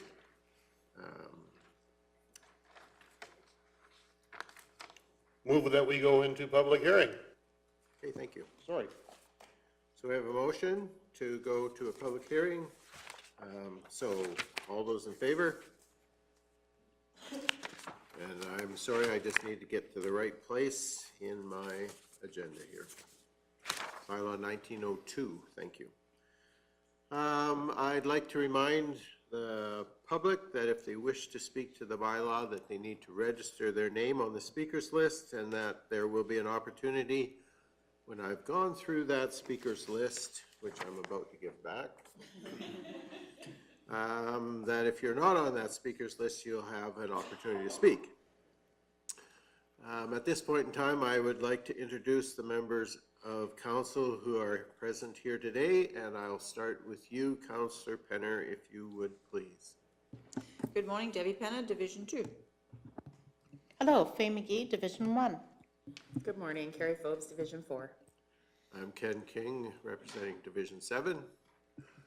Morning, everyone. Jerry Whitstock, Division 3, the Acme Linden area. Good morning, Laura Lee Michelle Cunningham, Division 5. Wade Christie, Division 6. Okay, thank you for that. If the administration wants to introduce themselves too, please. Mike Hogan, Chief Administrative Officer. Kevin Gannon, Director of Community Service, and the individual that's absent at this moment is Mike Zier, Director of Infrastructure. Teresa Cochran, Director of Corporate Services. Okay, thank you. All right, I will now ask, today's public hearing procedures will be followed according to procedural bylaw 1846, and a copy of those procedures is attached to the package that you should have received, and additional copies can be found at the recording secretary's desk. I will now ask our Planning and Development Department to please come forward to make their presentation. And welcome, Ms. Keever, and when you're ready, please. Good morning. This is an application. Wayne and Lydia Nelson have purchased a 20.09 acre parcel on the southwest of 163125 west of the 4th, which they are calling Open Country Farm. They wish to redesignate portions of their property from agriculture to recreation in order to accommodate events, excuse me, such as family reunions, weddings, church picnics, campouts, conferences, retreats, and music events.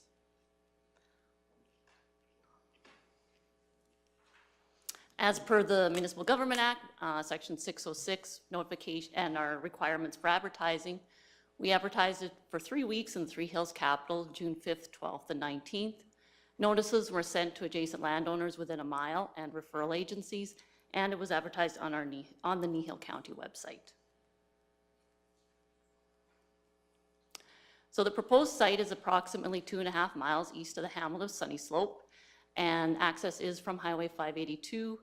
Here is Highway 806, there's the intersection, and here's our site.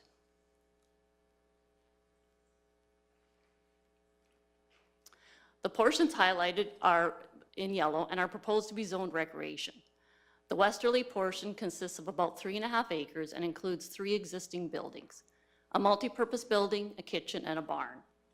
The barn will be used to sell local items on consignment, and the additional area to the north and southwest will be for games such as pickleball and tenting. The applicant would like to someday also maybe construct small cabins in this area. So this is the barn, there's the kitchen and dining, and the multi-purpose building. And then this area here is for pickleball, and then maybe someday some cabins over here as well.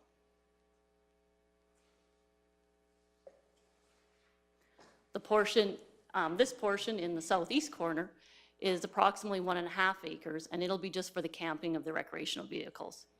18 sites are serviced with power, and about 10 have water as well. That is not what was in the report. We had to have the reports done so much earlier. I didn't quite have my information 100%, but after having the site visit, it was confirmed. And then the camp kitchen is here, which would allow for gathering during inclement weather.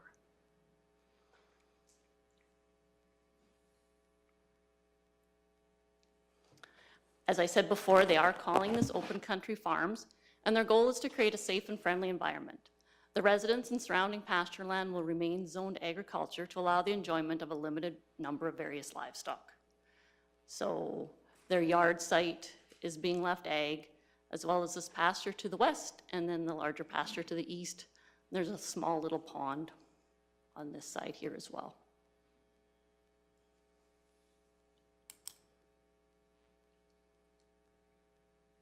Oh, hang on.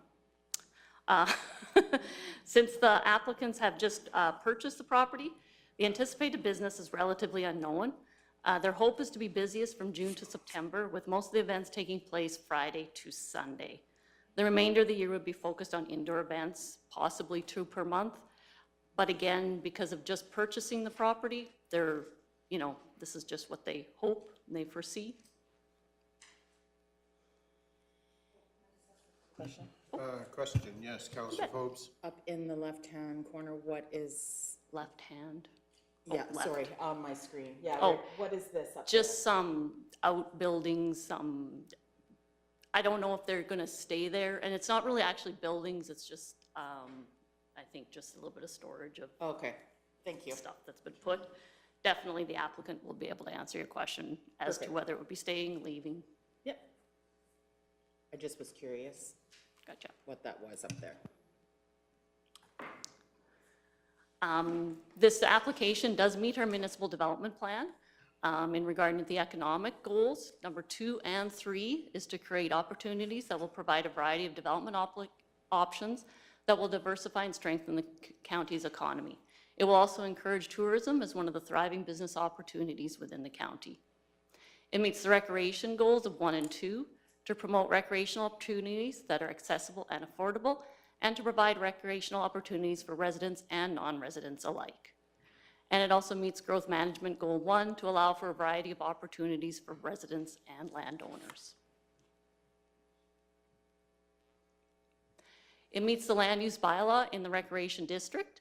So the first 2, or B and C for cabin and campground RV park would be considered permitted uses, and the Planning Development Department would be the approving authority on those, as they would be permitted uses.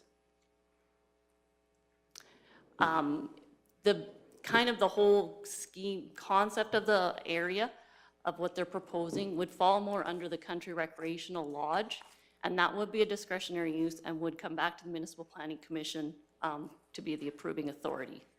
The definition of the Country Recreational Lodge means a country recreational center which provides for the short-term or occasional lodging and boarding of patrons, and may include a guest ranch, dude ranch, or similar development with central services building with or without guest cottages and camping, and include accessory facilities or other services operated incidentally only as a service to the principal use and intended for patrons of the recreational development. It does not include motels, hotels, or the use of lodging facilities for permanent habitation or residence other than caretaker purposes.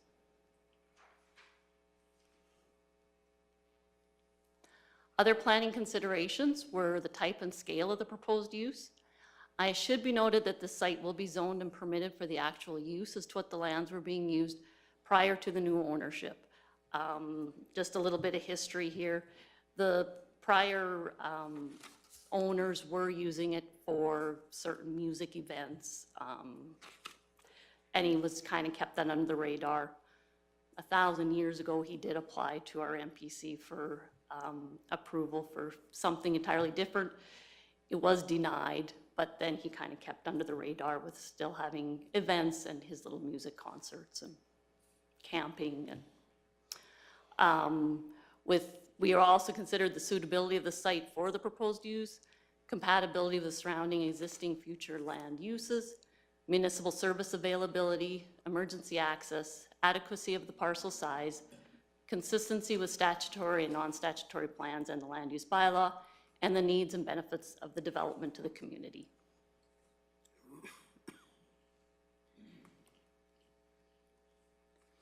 The Kneehill Creek environmentally significant area just touches on the corner here. It just kind of follows this.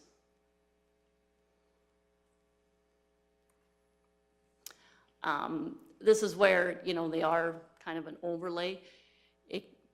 Under the CLI, it does consider the whole acreage, so a classification 5, but using the LSRS, it actually only kind of considers the corner to be the lesser value. It considers the higher value of 100% class 2, I think, just to adjoin with the adjoining farmland that's kind of to the north and west.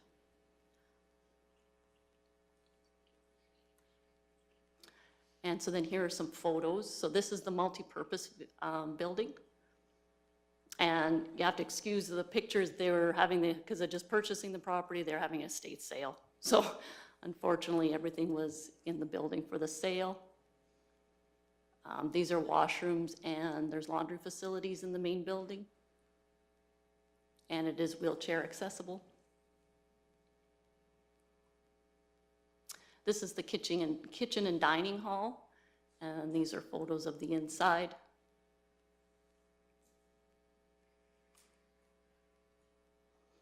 And this is the barn that they wish to, as long as it does meet building code. At the time of when we were there for our site inspection, the building, they hadn't been able to meet with the building inspector yet. So we'll see what he says. They are willing to do whatever is needed to make it brought up to code. Again, it would just be this small area that they would be selling any consignment items. And it's basically would be for those patrons that are there.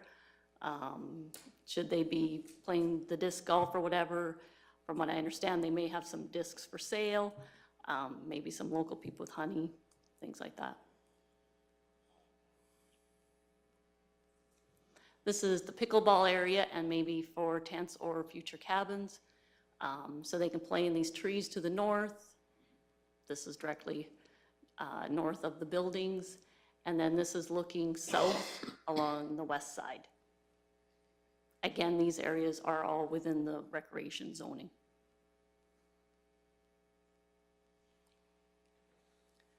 This is now this would be the portion to the east. This would be for the RV camping, and this is the camp kitchen. These are photos, that's the inside of the camp kitchen. This is the privy, and these are the areas of your sites and services.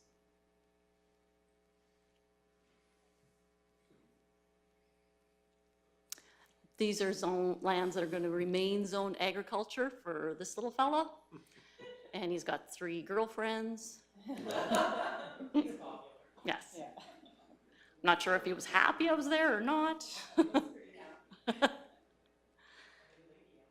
Yes.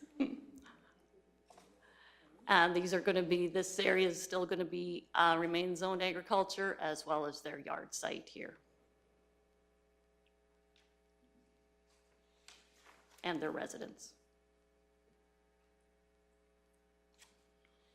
We didn't receive any letters in favor or letters in opposition. We did receive just comments from the Manager of Protector Services requesting an event emergency response plan, which we would consider more at the development stage. We received our standard response from Alberta Health Services, just requiring the need to meet general sanitary regulations. And then just last night, I received the response from Alberta Transportation, and they had no concerns either.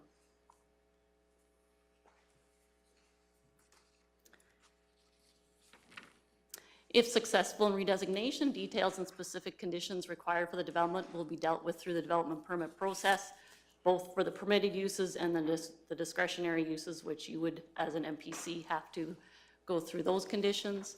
And consideration for second and third reading of Bylaw 1902 is later today on your agenda.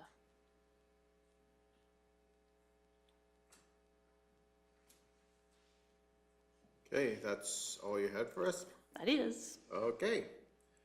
So does council have any questions for the planner? Deputy Reeve Woodstock. Thanks, Ms. Keever. Would you happen to know, is the water, is it through a well service or is it the municipal service? Currently, they're on wells, but there is a riser. And from my understanding, the applicant has already talked to people, and they are hoping to get most everything on a riser. For sure, because it's always been a little bit of an issue and a hiccup with Alberta Health Services. So they definitely would like the main dining, the kitchen and the main dining hall on public water. And then they do realize that it might be a little bit of an issue, so they're probably thinking of a cistern, so that they make sure they have enough water, so. Okay, thank you. Any other questions? Councillor McGee. If we could go back to the map of the site, please. You betcha. Just where the zonings are? Yes, you read my mind. Yes. I just really struggle with why we don't have parking as part of the designation. So I'm Good point. assuming that the part between the two, yes. Here. There would be parking there by Right. patrons, and I feel more comfortable if that was included, if that is the case. What's your theories With or? discussion with the applicant, and we could extend that, so you would just like this kind of squared off. Yeah. Okay.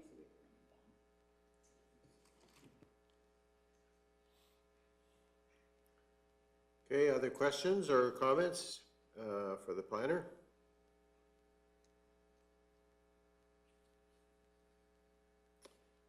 Okay, if there are no further questions, and because the applicants are here with us, welcome.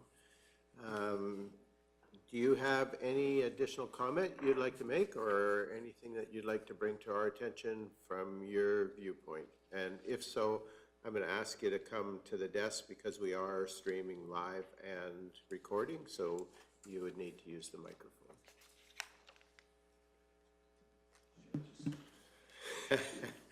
You're the designated person, Wayne?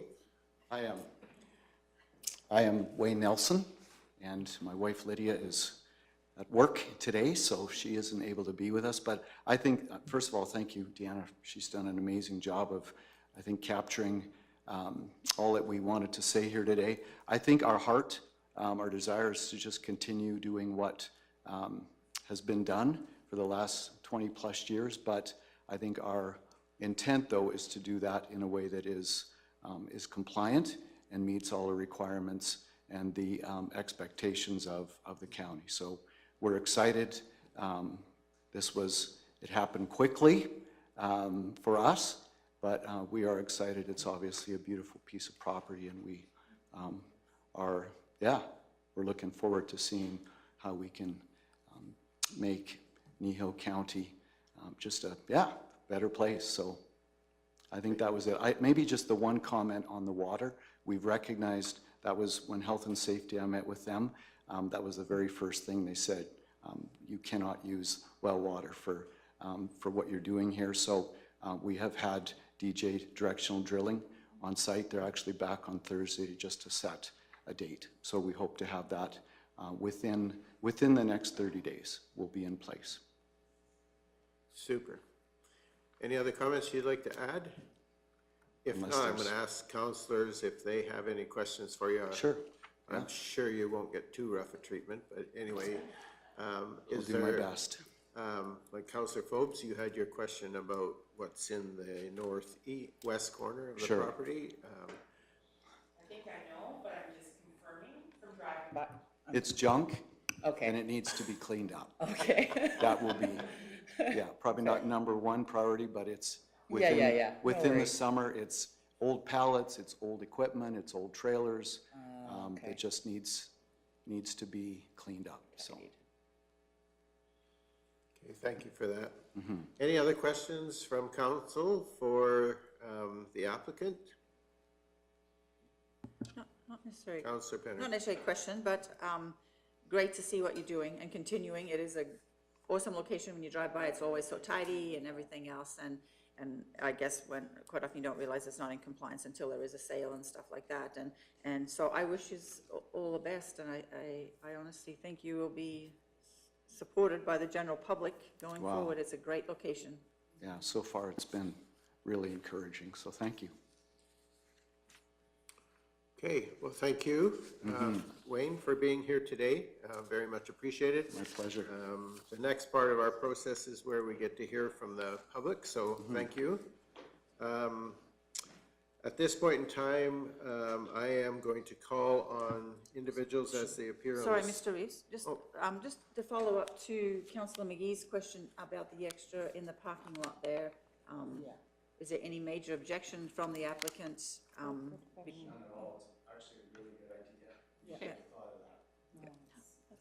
If it's something I can, even in between, I can change that, the site plan. So if it goes to second and third reading, you can have the amended site plan for that if you wish. Sounds like they wish. That's okay. Okay, so are we good? No further questions at this point? Okay. All right, so again, I am going to call on individuals as they appear on the speakers list. We have none on the in favor side of the bylaw amendment, and we do have one who wants to speak in opposition. So Mr. Enberg, Steve, if you would like to come forward to the microphone.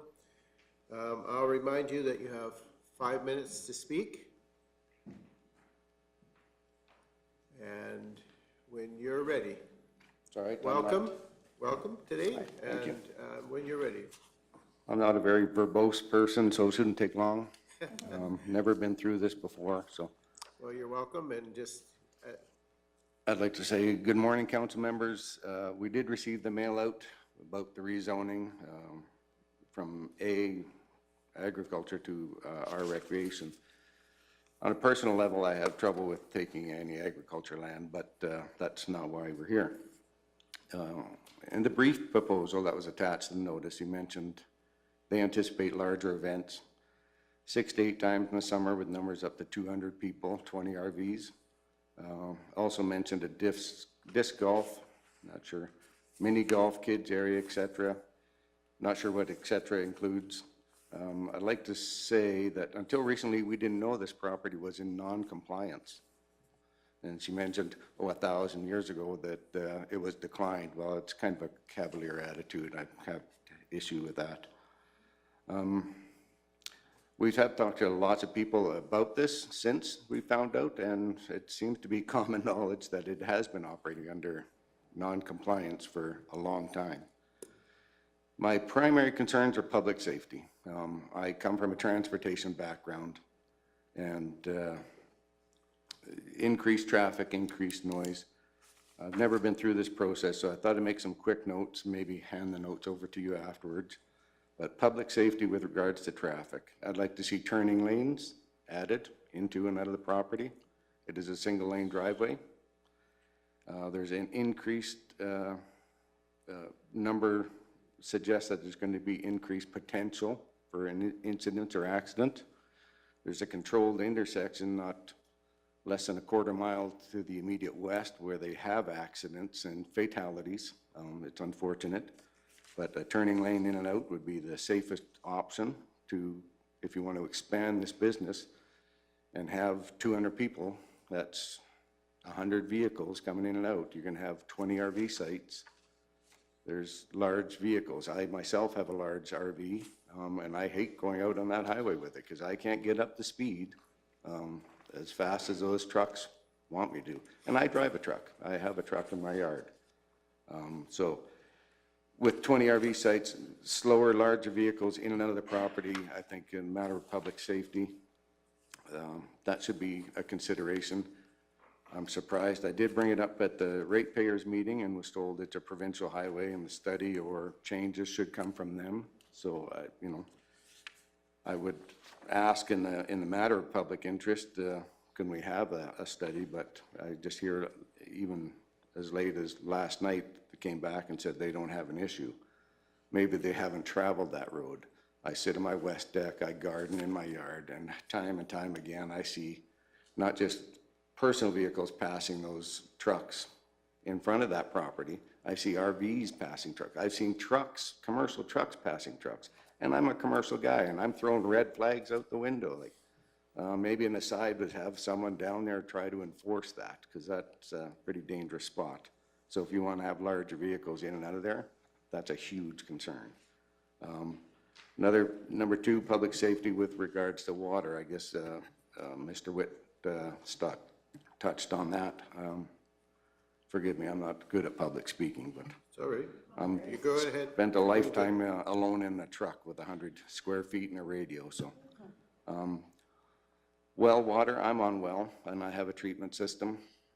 It serves my wife and I fine in our gardens, but if you want to have commercial events, and that's what it is, it's a commercial, this is a commercial venue. It's going to be weddings, events, retreats, for 200 people or more. You're going to have a camp kitchen, you've got a regular kitchen. Water's a huge concern. And now we're talking windmills, vibrations from that, you know, so even running municipal water, will they have the capacity to service 20 RV sites and a kitchen of this size? I'm not sure. So he's touched on that, so that's, you know, a good. Noise. We left the city. I'm 58 years old, and I'm lucky enough to retire out here and mortgage-free. We chose the area. Peaceful, quiet. There's more truck traffic than I care to see, but we bought beside a highway, so nothing I can do about that. But weddings, retreats means noise. People are happy at weddings. I get it. You know, we were all young once. Some of you are still young. But when they leave these sites, they're thinking of what just happened. You know, John and Mary just got married. How great. They're not focused on pulling out of that property and onto a 2-lane road with very little shoulder. They're going to be in the area that's proposed. Anyway, that's also weddings suggest alcohol. That's kind of a red flag for me too. But number 4, space. The 4.74 acres isn't adequate for what they mentioned in that brief proposal. You can't squeeze everything you want to do in that 4.47 acres, or 0.74. So does that mean, are we going to be here 2 years from now or a year from now, and they're going to want to carry on and take out that Class 2 soil for more recreation? Disc golf, according to the U.S. Disc Golf acreage guide, you need a minimum of 6 acres and as high as 26 acres, depending if you want to play in the gold levels. So if you want to make this a destination disc golf course, the land they want to use for that isn't there. So I guess that kind of falls under the bylaw 18085A. Space is not adequate for the proposed activities, so you won't be able to contain it in the area he wants. Mini golf should take an average of 20,000 square feet. That's almost a half an acre. Now again, if he wants to do this, he's not. It's admirable what his vision is, but it's not conducive with the space he's asking for. So he's going to be asking for more space eventually. 18086 AI, if I'm reading this right, and then III, you need to have, forgive me.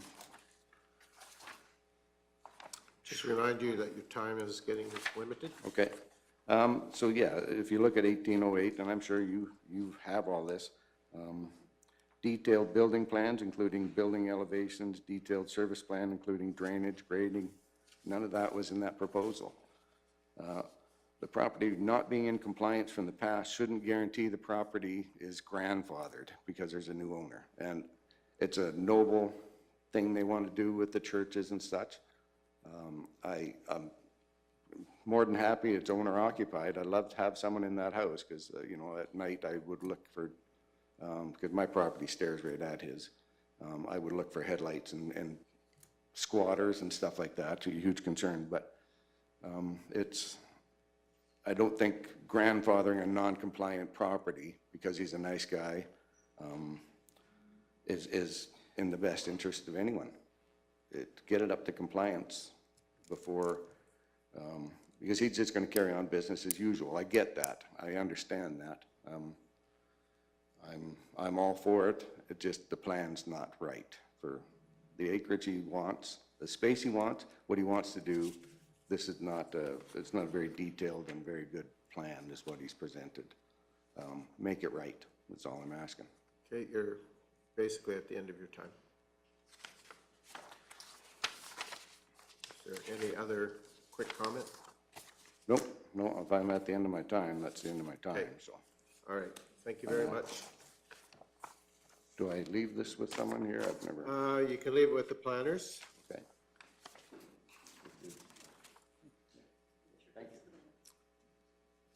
Okay. So at this point in time, there are no other people wishing to speak. Mr. Nelson, if you wish, you have opportunity to make rebuttal to the comments that were made. Would you like to do that, or are you satisfied with the situation as it is? This is your opportunity if you wish to provide any rebuttal to those comments. If you're going to do that, I'm going to need you to come to the microphone. That's the only thing, so. And in your case, you have actually 10 minutes to provide your rebuttal, but you heard the comments that were made. And first of all, thank you, Steve. Appreciate that feedback, and those, obviously, as our neighbor, those are important to us. I think maybe one of the comments, we've maybe made a bigger deal, I want to be careful when I say the disc golf thing. Right now, this is a personal passion of mine. There are 9 disc golf baskets on that property right now, and most of them you can't see. There's a couple that you can, and that is, we're pretty much using, we haven't gone anywhere beyond what you would see as the existing, recreational space. So that's the furthest of our intention. Mini golf, there is a 9-hole currently mini golf course already on that, was there before we came. We have no intention of using that. When I talk about mini golf, we're talking about maybe it would take up maybe 100 square feet. So I mean, we're more for kids kind of thing. I am obviously aware of that road. That is a busy road. And it is currently, it's all night, all day. Some pretty huge traffic that goes along that road. So that is a fair statement for anyone that's coming on or off of that road. And I'm open to ideas or suggestions or ways that we could make that better. We do have, right now our intention is that there will not be alcohol allowed on our property. So I will work hard at holding that and being respectful to that. So if that's a concern, excuse me. So I think, I don't know, there was a lot that was said in those statements, so I need to maybe chew on some of those and think about those, but I'm also open as well to any concerns or considerations that you folks might have in regard to those comments. So the concerns raised were, of course, the public safety, particularly turning off the highway. Yeah. Access to water and access to sufficient volume of water, noise concern, and then just the size of the space. And the alcohol thing you've addressed already. Okay.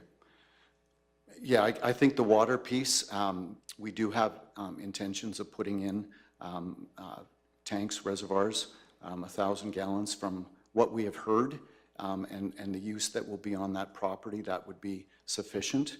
I have had plumbers and professional people come and take a look at that and give me some feedback on that. But so we do obviously realize that if we're going to provide water, we need to be able to do that in a way that's sufficient. So.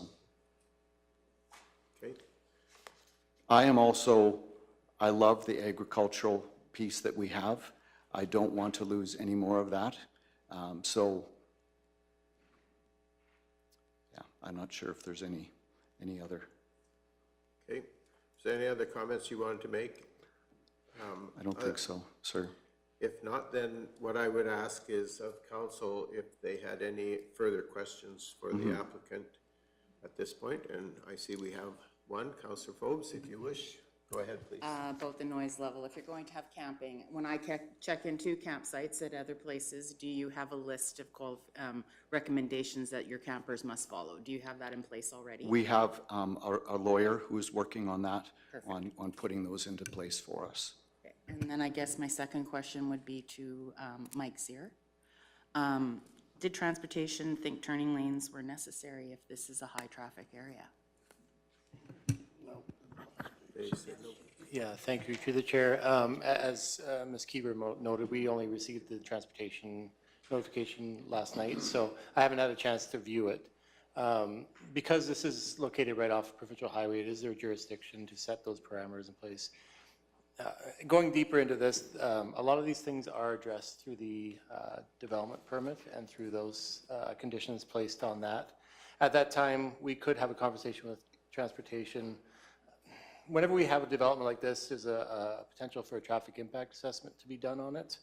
That would actually denote if this area is a high enough concern that, like the applicant was talking about, a type 1 or 2, like a dedicated turn lane, intersection widening, is a potential that could be placed on the developer at that time as part of the condition of development permits. So I wouldn't want to do that without doing the engineering study prior to this to verify that that is actually a condition, a risk, as well as something that transportation, who ultimately will take this road and intersection improvement over, is in favor of as well.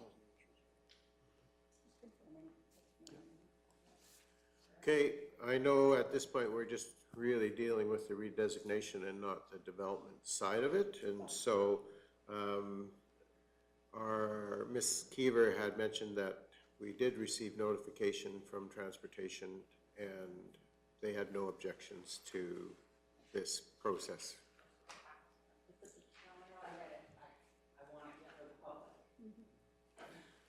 Okay, so Mr. Nelson, at this point, I think they're, Councillor Cunningham.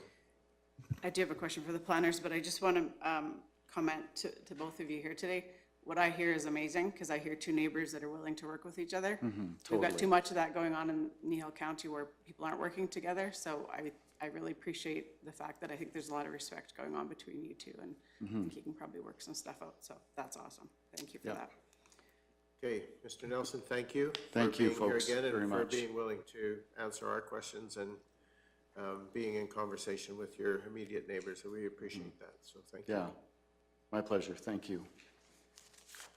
Okay, I hear that there's at least another question for the planners, so get Ms. Keever to come back again, and Councillor Cunningham, you had a question for the planner. Okay, because you know how my brain overworks sometimes, so I'm just looking at this. If you don't have the information for me at hand, I'm happy to have it come another time. Just when we're talking about development permits, and then I'm looking, if we redesignate this property to recreation, if there was to have some cabins or something like that, built more campground space, this becomes a permitted use, so there would not be a development permit that would need to come to the county. Am I correct on that? We would need a development permit, but with our office, like administration could approve it. Cabins and, what was the other? Any further campground space. But as far as the whole, kind of the concept of the lodge, using those buildings, that would be a discretionary use. And that definitely has to come to MPC for approval. Both require permits. Right. Just the one is approved by our office, and then the other one would be approved by yourselves. Right, so just when I heard Councillor Phobes mention about the turning lanes, if that was something maybe that was important around the table, if that didn't come to MPC, then that's not something we can address once the land is redesignated. And just a question again, it doesn't have to be answered today. Just when I'm looking today, we had a earlier change from agriculture to local rural commercial, and this one's going from ag to recreation. And so I see similarities on the two projects, and I'm just wondering, because then it does change the permitted and discretionary uses, so I'm just wondering about clarification about why one goes to recreation, one is local rural commercial, if that makes sense. I was only in the discussion for this one, and his vision definitely fit more of the recreation because of the camping. So, and then him wanting cabins. And then with the existing buildings, the whole concept of the lodge, that was where we just thought it would fit better. So, Ms. Hazelton, is there something you wanted to add? I will add, there is a lot of overlap between districts, and we're very cognizant of that when we look at what somebody comes in with an application, and we're looking at their big dream. And that's what we always tell them in the room, that make sure you include all the things that you may want to do, because that helps us align you the best with a district. Because what we don't want is we encourage them to one district and then they decide later to do a use that would put them somewhere else. And so we want to make sure that we've considered everything that they are wanting to propose over time, whether it's right away or whether it's long-term, and we will align them with the district that makes the most sense. Okay, thank you for that clarification. Is there, Councillor McGee? While you're there, Keep in mind, we are dealing with a specific redesignation, right? Okay. right, Yeah. but I do want to address the one question. Should the dreams get even larger, they can expand their redesignation, can they not? Correct. They could reapply and come in to make those lands, and we would go through the same process again if they chose. Councillor Penner, yep. Quick question, no matter if it's discretionary or permitted, there's a notification area notified or not? Not on permitted, but there would be on anything that's discretionary.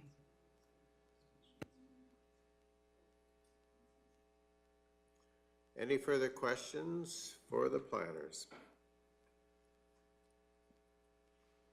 You know what I'm going to say next is, are you satisfied with the information you have received, and do you need any further information? Otherwise, I am going to close the public hearing. Here's your opportunity to ask any further questions. Clarification?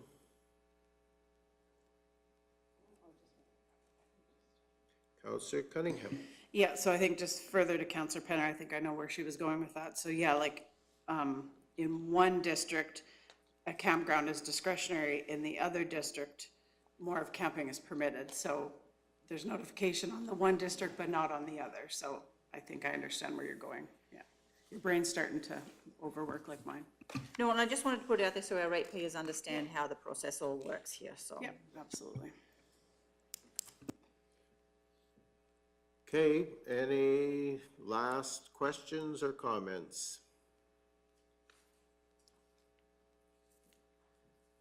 I am going to remind you that once we close this public hearing, no further information on this matter will be received by council. So this is your last opportunity to ask questions, get further clarification. All right, I am now then going to declare the public hearing closed, and I'm going to ask for a motion to go back into the regular council meeting. Councillor Forbes? So moved. Thank you. All those in favor? And that's carried. Mr. Nelson, welcome. Thank you for being here today. Mr. Enberg, thank you also for being here today. I look forward we'll have conversation later in the meeting today regarding your application, and hopefully you'll be hearing back later today or at some point soon as to what decision we make. So thank you very much for being here.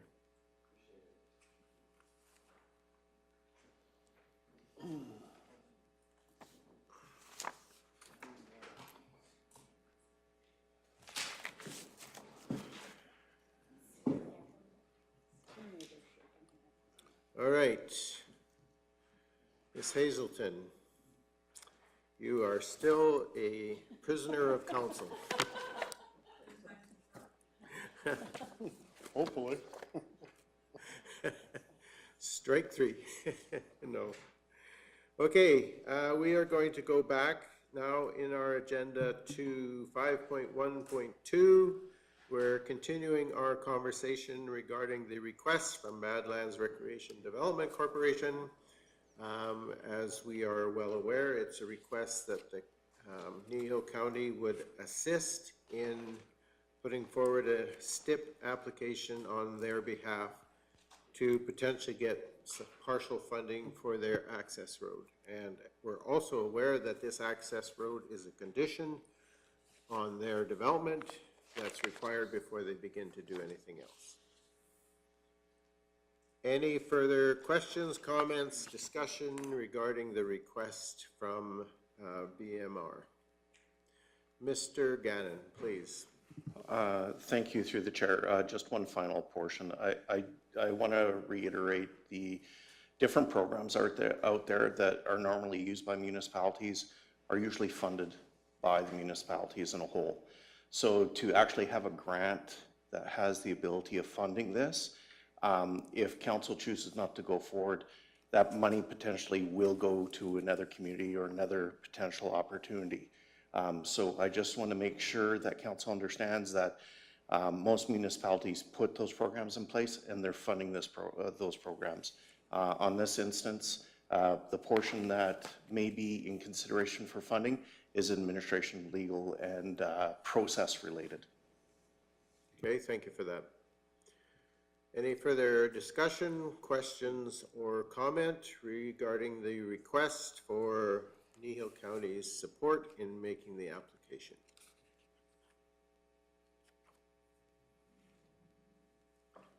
Councillor Christie. If not, I'd make the motion that administration enter into an agreement with Badlands Motorsports Development Corporation and apply for STIP LMI grant on behalf of the VMR for potential funding for the access road, and understand that my question for a bond or security was answered, would be in the agreement that was negotiated after. Okay. So the motion is that council moves that administration would enter into an agreement with Badlands Motorsports Development Corp and apply for a STIP LMI grant on behalf of BMR for potential funding for the access road. Thank you, Councillor Christie. Is there any further discussion to the motion? Deputy Reeve Whitstock. I know we're not anticipating any additional exorbitant costs, but if there are, could we add to the motion that any exorbitant costs additionally required to make this application, that they be covered off by the developer? And I refer to you, Mr. Hogan. Mr. Hogan, would you like to comment? Through you, Mr. Chair, we can add some wording to that effect. If you give us just a moment, we'll come up with a suggestion. Well, I don't know if that's, I'm not sure if council wants to see it in there or not. I just wanted to ask that question, and I would like to see it in there, but it's.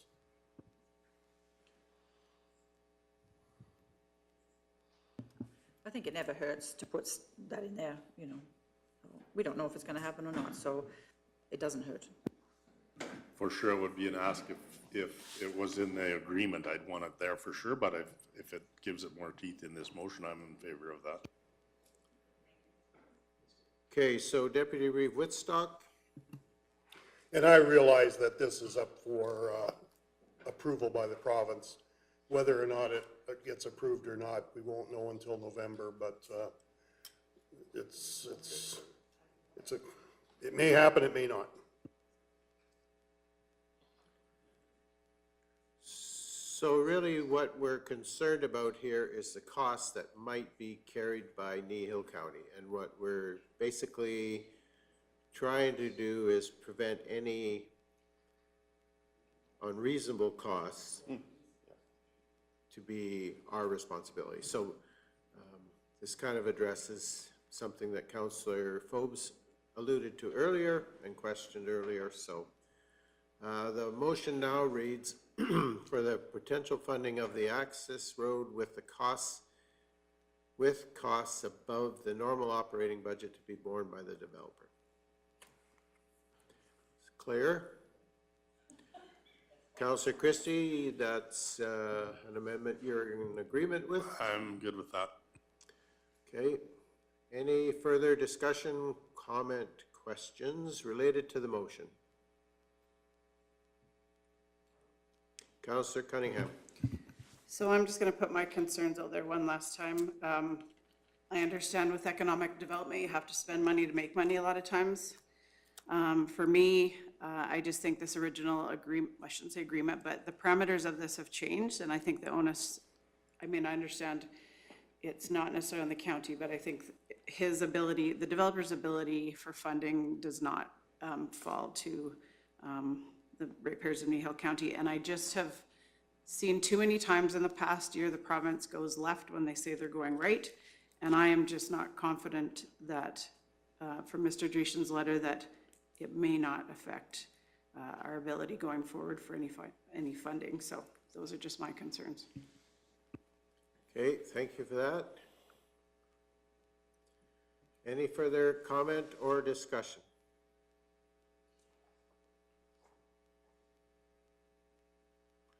I'm not seeing any, so the motion reads that council moves administration enter into an agreement with Badlands Motorsports Development Corp and apply for the STIP LMI grant on behalf of BMR for potential funding for the access road with costs above the normal operating budget to be borne by the developer. We all understand the premise, what we're voting on? Okay. Any further discussion? If not, Councillor McGee.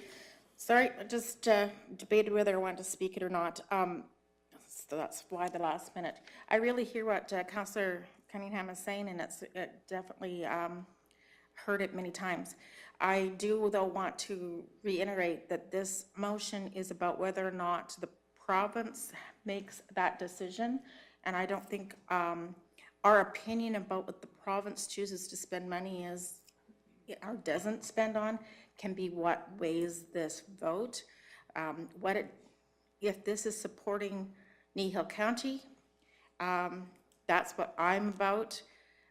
If the province wants to shoulder some of that, that's their decision, though I do have a personal opinion of it that would suggest they need to hear our residents. But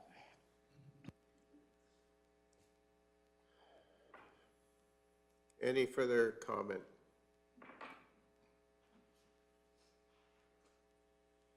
If not, the motion is that council move administration enter into an agreement with Badlands Motorsports Development Corp and apply for the STIP LMI grant on behalf of BMR for potential funding for the access road with costs above the normal budget to be borne by the developer.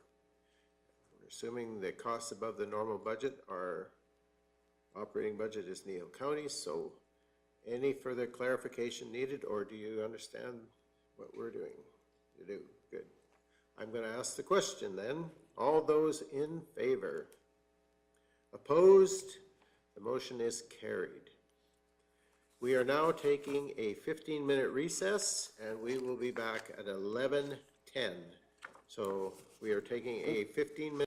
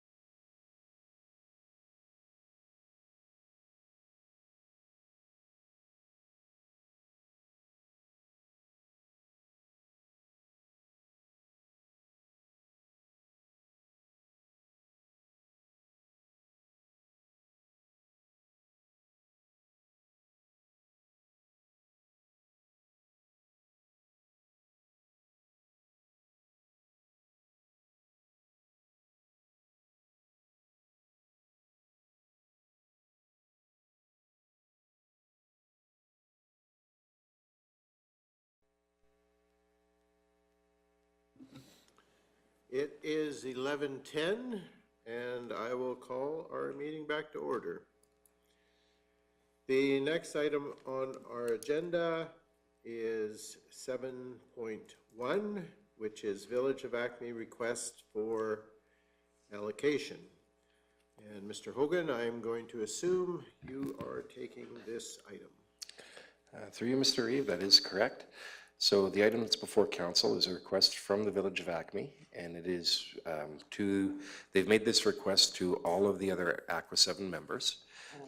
What they're looking at is seeing if any of the other members are interested in giving up or somehow transferring, whether that's purchase or whatever else, some of their allocation to put into, to increase the Village of Acme's allocation. With developments taking place in the Village of Acme, they feel that they're going to be reaching almost to their capacity for what their allocation allows. And so they're trying to secure additional allocation for future growth. In the RFD, I've included what the current allocation amounts are for Aqua 7. There is some discussion that we're actually going to be taking place, or going to be doing at Aqua 7 at tomorrow's meeting regarding the allocations. But as of today, this is how they are established.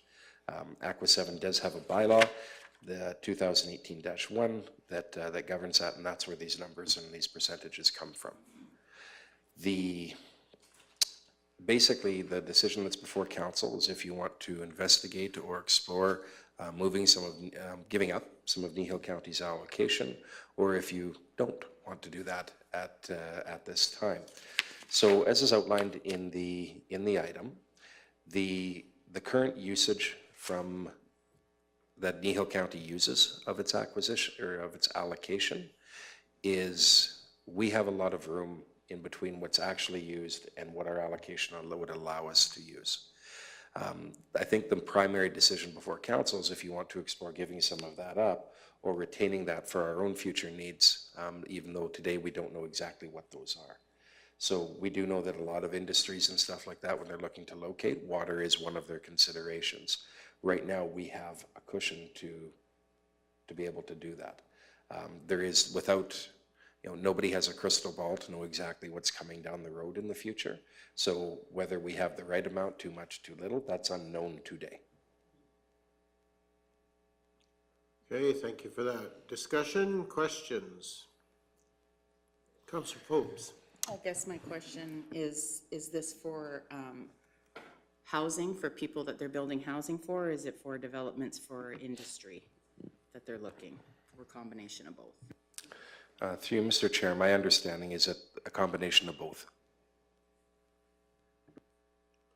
Okay, are there any further questions or comment? Deputy Reeve Woodstock. I wouldn't actually be interested in giving up any allocation or selling any allocation. But because of where we are positioned, having a trade-off between water and maybe sewage, if there's a possibility of coming up with an agreement there. But I don't know, again, what their capacity is on the lagoon. From what I gather, they're at halfway, but they probably don't meet the current environmental specs of that lagoon. So I don't know. I'm just throwing it out there, and again, I guess I would defer to your expertise, Mr. Hogan. So, question regarding potential trade-offs, is that kind of where we're?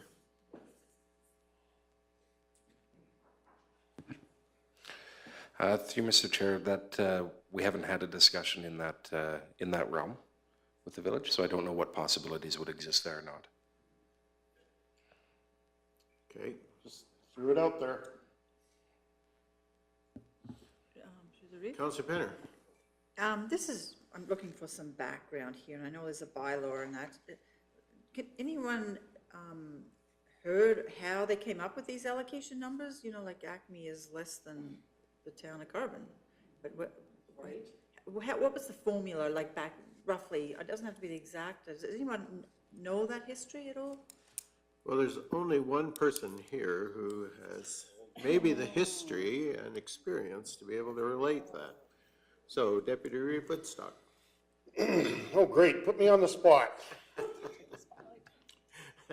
Well, you were on the spot there. I was on the spot. I was not the actual representative, I was the alternate, but I did attend all those meetings, those first, 6 years, or whatever it was. The building years, yes. So there was an amount of water that was in the pipeline that could be used by Aqua 7. It was up to the individual communities to determine what allocation they thought they needed and for future expansion. So each of the communities, kind of the urban communities, came up with their numbers. Some are higher, some are lower, but those numbers were not done through Aqua 7 themselves, but through the communities. So at the end of the day, there was extra allocation left in the pipeline. So that is when the county ended up coming in, and I do believe Rocky View came in after, and an allocation of 18.67 was dedicated, okay, from the urban side and the rural side. So that is how Rocky View ended up with the 18.76. But that was contingent, or that was, to build the line, there had to be a rural component. So when the rurals came on board, well, actually it was just Kneehill County came on board, that's when they got the grant. I think the grant funding for an urban line would have been a 75-25% split. But if a county was involved, then the grant funding went down to 66-33, but there was way more ability to access that grant, whatever that grant was called, as opposed to the urban grants. So to go ahead, they brought in the county, and we had whatever, and then Rocky View came on board, and some of that rural allocation went to Rocky View. But as far as the other numbers go, those were picked by the urban municipalities, because they were not dictated by Aqua 7 in any means, or by any means. Am I close on that one? Mr. Hogan. Through Mr. Chair, I'm relying on some of your history on on that. So I do know that the allocations were solidified in that 2018 bylaw. There was a component there as well that was related to some of the payments that had to be made to Aqua 7, and so that had some influence also. So basically, my understanding would be is that initially, as this was put in place, the different municipalities kind of estimated what they would need for allocation, and then based on what they estimated, their allocation was developed at that point in time. And their future use. And their future use, yeah. So, just for clarity, based on what you said, did all of Rocky View County's allocation come out of the rural component, which would have been Kneehill County at that time? Yes. Okay. All right, and we got that big an allocation basically because we came in to help make the funding more reasonable for everyone else. Ultimately, the way it looked, the only way that that line was going to be built is to have a rural component in it. At that point in time, I think we were pretty much at 50-some%, because every chicken, pig, or cow was counted in the county as potentially using that water. But anyway, that's how it, that's my understanding of how it came forward. Like, that was a long time ago. Okay, So, but I've sat on that board for a long time also, and that is my recollection of it, and, I mean, that's as good as I can, that's as good as I know. Well, see, that's way better than the rest of us would have been able to put out there, so thank you. Yeah, but going back, I could probably say anything. And wouldn't be challenged.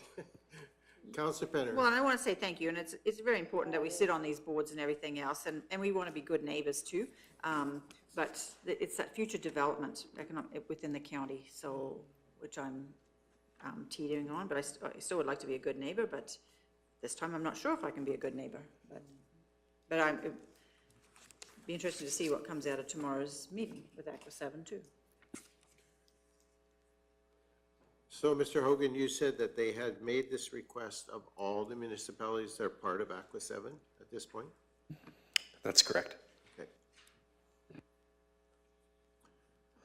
All right, any further questions, comment, or discussion?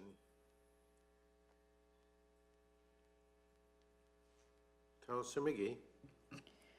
So this is a question that might not be able to be answered.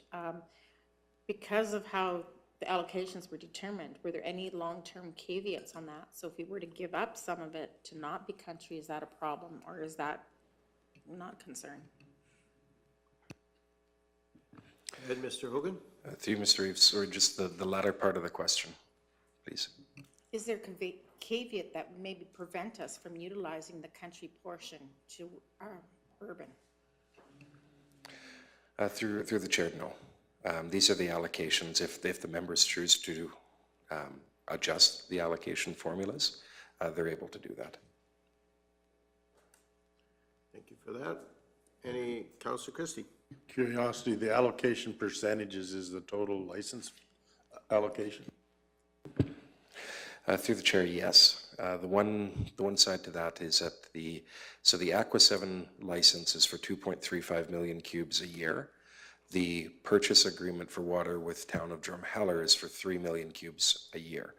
So one of the conversations that Aqua 7 is currently is about to have, literally tomorrow, is around what in the 2018 bylaw, it doesn't actually specifically say what these allocations, if they're part of the 2.35 or the 3 million. We're going to be putting forward, or at least I am as the Aqua 7 manager, that they're based on the 2.35. And that's because that is what Aqua 7 is licensed to do. And as I said, it's also influenced by some of the previous financials of the commission.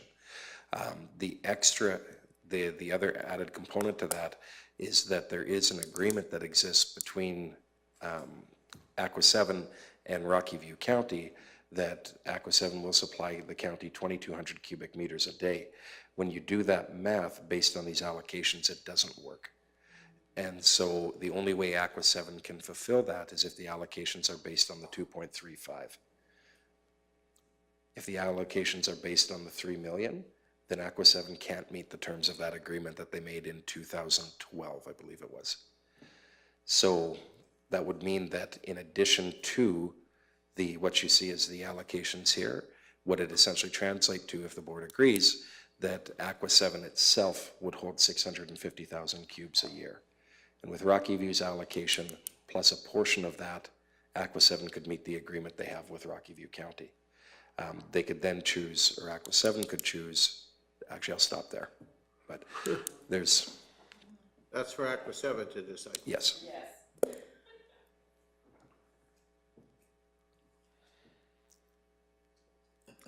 Okay, any further questions or comments related to the request from the Village of Acme regarding water and potentially release of water?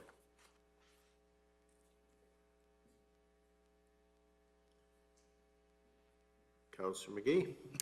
I worry that we are messing with our sustainability, and so I'd like to make the motion that council direct administration to inform the Village of Acme that Kneehill does not wish to transfer any of its Aqua 7 water allocation at this time.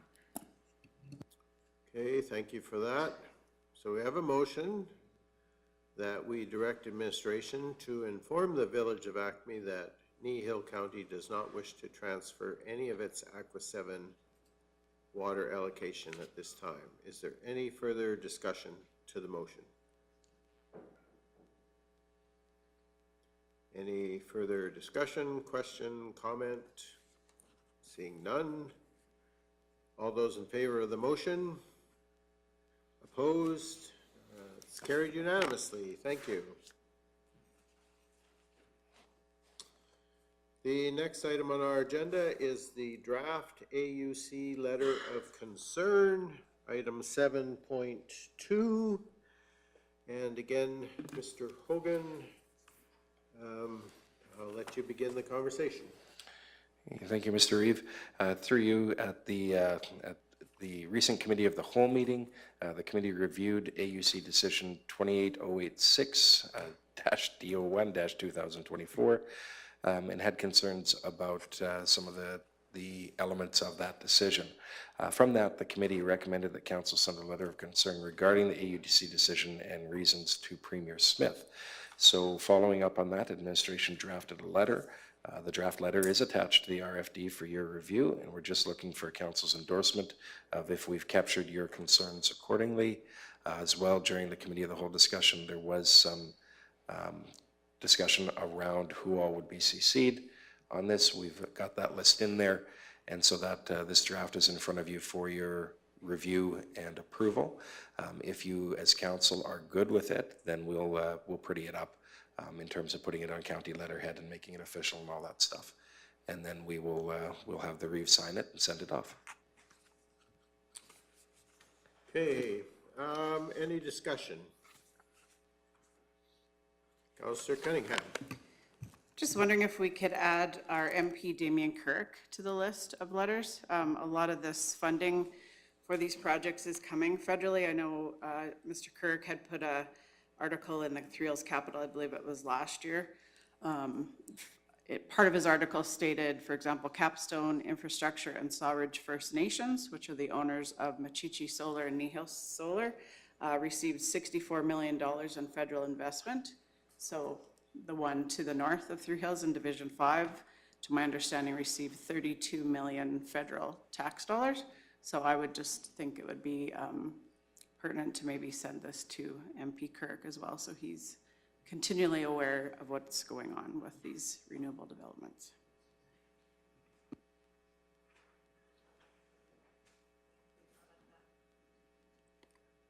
Okay, any other comment?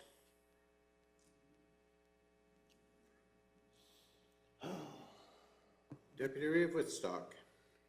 Well, as Kneehill County is kind of serviced by two federal ministers or two federal representatives, maybe we should CC Mr. Martin Shields, or Honorable Martin Shields also.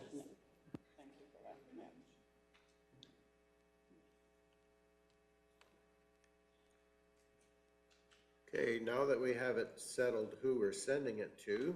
What do we send it? I have a number of comments regarding content, so if anyone else on council wants to note some concerns, go ahead, Councillor Forbes. The statement, our expectation. I do not like the word expectation because it is on us, not on them. Because it's our expectation that's being broken, not theirs. And they're not gonna take that into consideration, that we had an expectation that it wasn't gonna be this.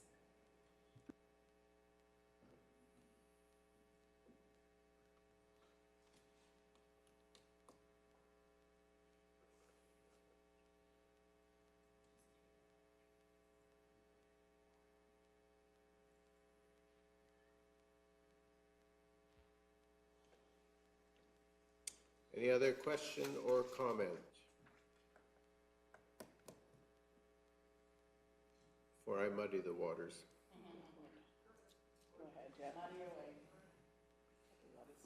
So, having read the decision, having reread the presentation that AUC made to us here in council, and having had numerous conversations with different people at the provincial level regarding the moratorium, regarding the direction for energy development within this province, which our own Premier herself stated would be the future of power generation in Alberta is natural gas. So, in their April 16th presentation to council, AUC said, that regarding agricultural lands, the proponent has to demonstrate the ability for crops and livestock to coexist within the project. And we are questioning that in our letter to say, really, are 30 sheep or 10 beehives sufficient? The answer is no.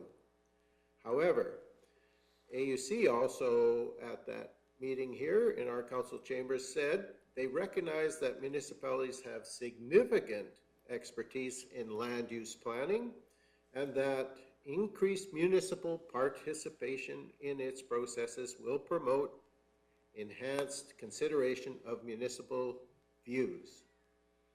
And they also went on to say that municipal involvement in AUC proceedings is encouraged, appreciated, and valued, and leads to better, more informed decisions that are in the best interest of both applicants and local communities.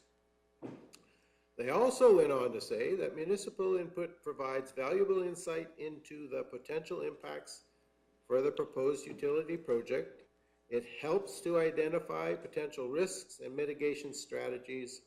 It ensures that local perspectives are heard, understood, and considered when decisions are made on the development of utility and power plant infrastructure. In the letter of decision, they basically said, we heard you, Kneehill County, and we do not care. I think we need to push in this letter to the Premier to say the province has given a expectation that municipal input would be valued. AUC themselves say that municipal input would be valued. But in this decision, although we did raise some concerns, it doesn't matter. And to me, AUC is missing the point. And even to make it even more clear how much they're missing the point, if you look in their decision that they made, and it's point 3.22 in the decision that they sent out regarding provincial authority over AUC, they say right in there, and I just want to find the exact place so I can quote it, 3.22, 2.2 or whatever. I had it right in front of me a minute ago and then I turned the page. They say, where are we here? Regarding the provincial government's direction in the letter of February 28th,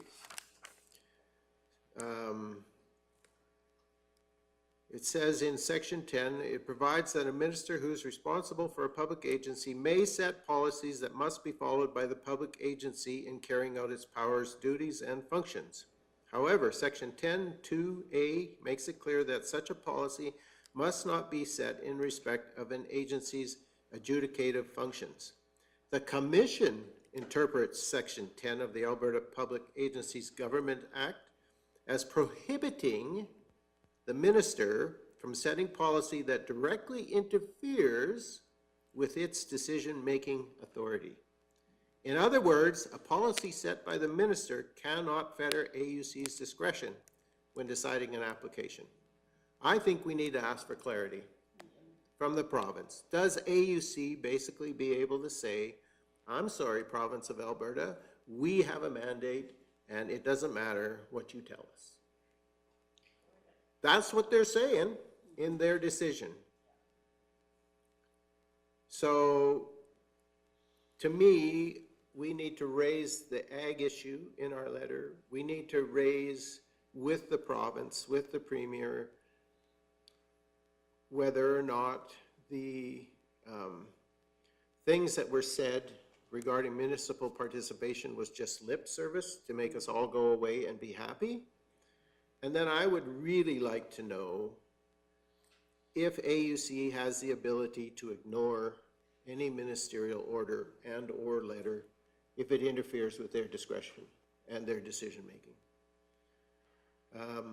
In their own executive summary that's in this decision, AUC says, and the County of Kneehill had unresolved concerns with the project. The Commission weighed these concerns against the benefits of the project and the various mitigation measures proposed, and decided that this was in the public interest. To me, there's major issues in this decision. There's major issues in the direction this is going, and I would like to see more clarity regarding some of these things in the letter that we're proposing to send. So I don't know where that leaves us right now, Mr. Hogan, but I don't think, for myself anyway, I'm prepared to say we'll send this letter as is. And I'm not sure whether how hard I'm stepping on somebody's toes to say we need to be more aggressive in asking questions regarding municipal participation and asking for clarity on AUC's interpretation of Rule 10, which is in the in their own decision, right? So Mr. Hogan, if you could maybe perhaps give me some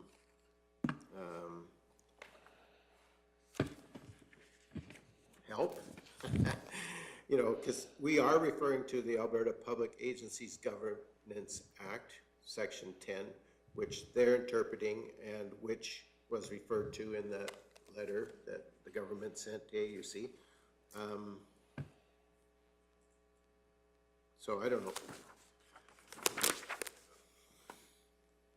I spent a lot of time looking at that thing and thinking, boy, oh boy, AUC sat here in this room and they said to us, you are important. Your input is valued. It is appreciated. We want to hear from you. They, provincial government has said to us, you are important. Your input is valued. We want to hear from you. And basically, this whole thing says to me, nice to hear from you, but we don't really care. Thanks for participating. Sorry it didn't win, but this is in the public interest. And whether the provincial government tells us we need to do something different or not, we're interpreting the rules to say we have the right. And so, to me, I'm very frustrated with where we're sitting here. And you're the only people listening to me, so you get to listen. Councillor McGee. I just want to thank you for articulating it so very directly and well. I think we all are very frustrated. The amount of time and energy that residents, our residents, Alberta residents, have put into trying to find a solution here so that we have a system that works, that's fair to all sources, not just AUC's interpretation. And for there not to be a clear understanding of what that means directly, and then also followed as word would say it was. Your words have to have the actions, and your decisions have to show that those actions were utilized. And I'm very comfortable with suggesting that instead of saying we like this particular letter, I would like to see the letter sent faster than later, and with us not having another council meeting for a little bit. I'm wondering if council would consider allowing the REEV to work with administration to put to a letter that would clearly has a clear indication of what needs to be there, and I think we all agree with what needs to be there. So that would be a suggestion. Would that be feasible to council?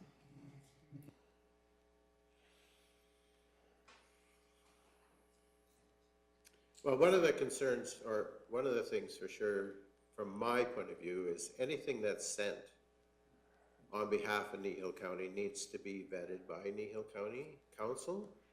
And so if you were to authorize the signature of a letter prior to another council meeting, it would definitely have to be in front of all of you for clarification, understanding. There's no way I'm going to sign a letter on your behalf without your consent to that letter. So I just don't think that's an appropriate way to go forward. You've heard my concerns. I don't necessarily think they're addressed completely in the letter. The agricultural side of it is, I believe, but not the other concerns that I have. And I hope that what we're gonna do here as a council is not just address the concerns I have, but the concerns that we have as a council. And just as I prepared for this and I was reading through the decision, I was reading through AUC's presentation to us as a council, and just all the things that I've heard our own premier say at RMA and other places, I just really don't think things are lining up that make me comfortable with the way they're lining. So this decision by AUC regarding the Three Hills Solar Power Corp really bothers me, and for them to say, well, you're gonna get some tax revenue, and down the road in the future, we think it can possibly go back to its original agricultural use. And it's okay because there's gonna be grazing and potentially apiculture. That does not sit well with me, I'm sorry. There you have it.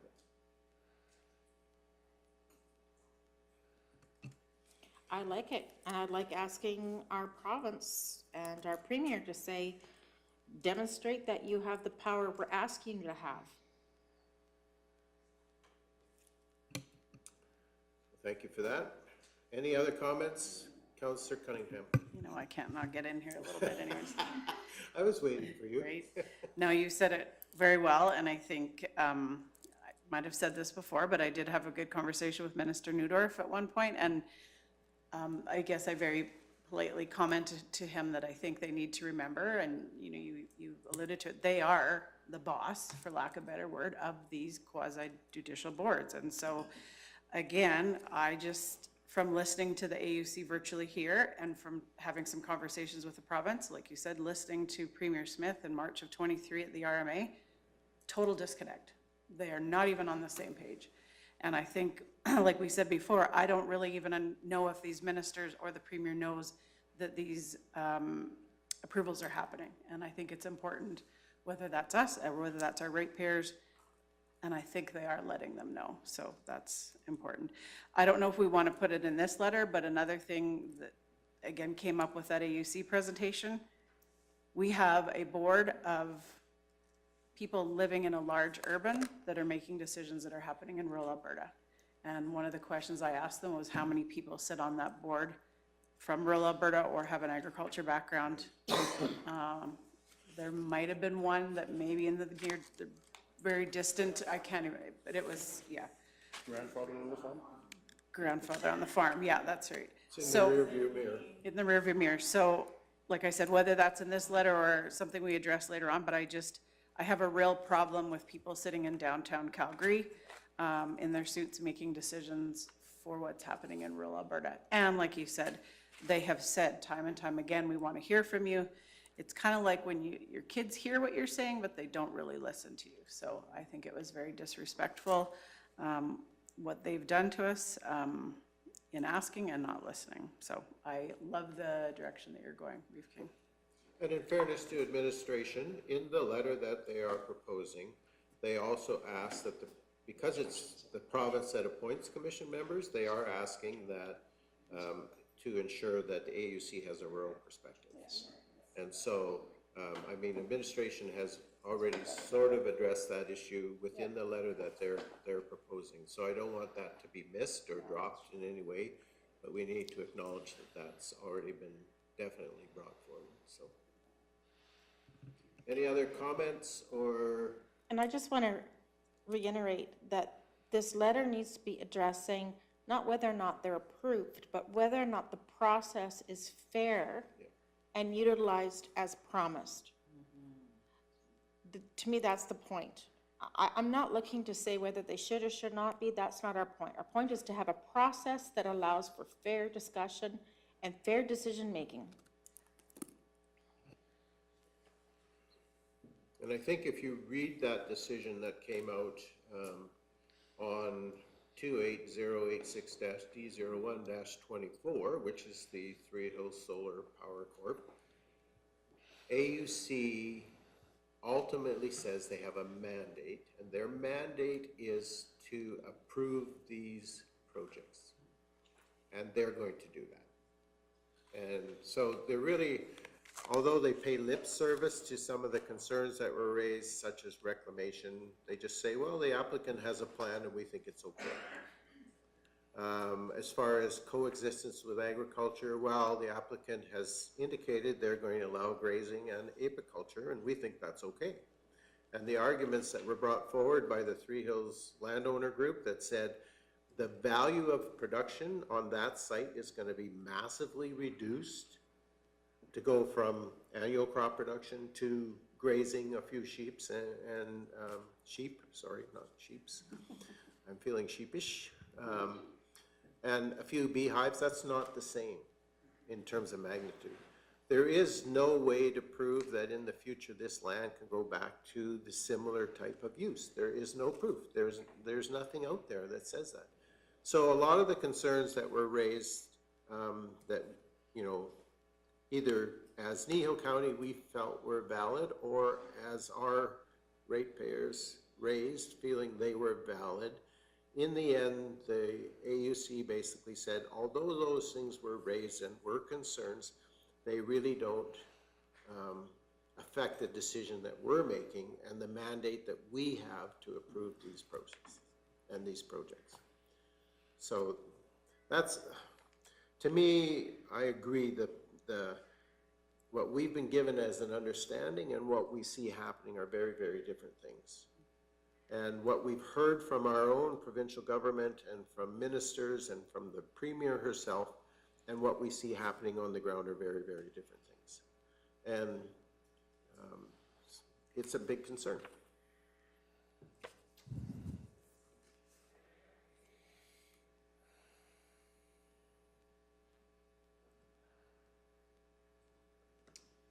So what do you want to do? I know we have a motion from Councillor McGee.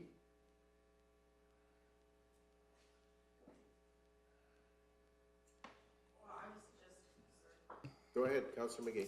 I'm still suggesting, is there another way that you could have the council give you approval? Is there a way through email or any other way as opposed to having to wait for a meeting?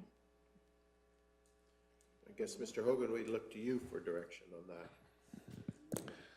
Through you, Mr. Chair, the appropriate place for council to make its decisions is around this table at a meeting. So if the Reeve has indicated that he's not comfortable signing something without council's review, the place for that review to take place is around the table.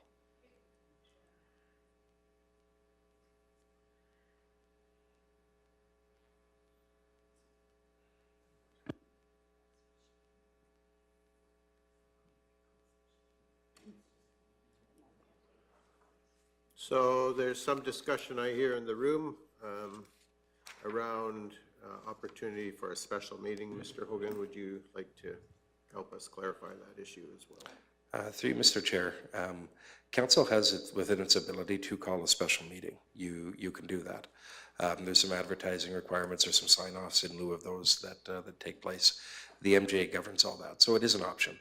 I guess the question I'd pose to council is, you know, understanding that you want to put this in front of AUC sooner rather than later, is there an absolute need that it has to be there for a special meeting as opposed to our meeting in July and following that? Because we have no applications pending.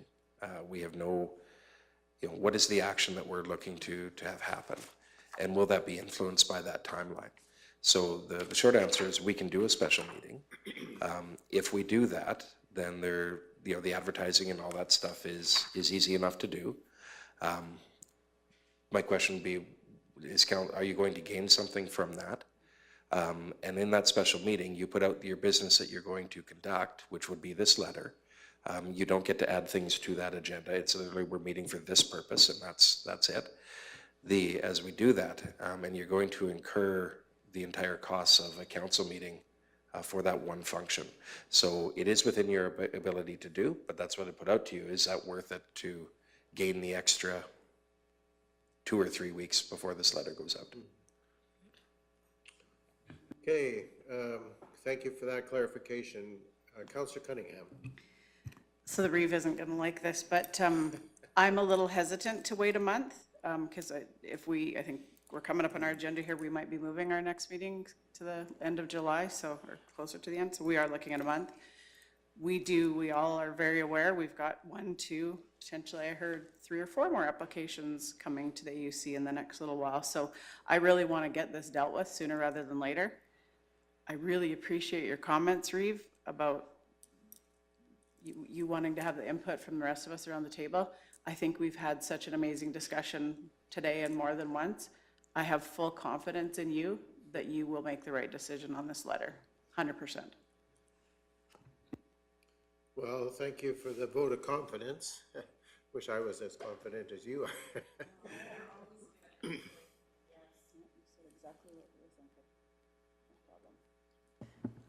I agree 100%. I think you've heard us numerous times, our discussions, and if we're all in favor, we do have to deal with this sooner than later. I hate putting it off, but. Okay, Councillor McGee. And further to that, you're the one who's participated well, so you have the best, I don't think I can add anything that you haven't already experienced with the work you've done through this process, and so you certainly are qualified to articulate this very well. I have the gift of the gab. Whether I can clearly enunciate sometimes, that's different, but. Councillor Christie. You're our wordsmith, so get at her. I'm thinking we discussed it fairly thoroughly here. Word the letter even today. I pushed it once. I said, wordsmith what you want to add, and we're here today. I'm pretty sure you can get to where you want to be today and have that letter ready to go. I think you've stated what we all think, so. Okay. No lunch for you.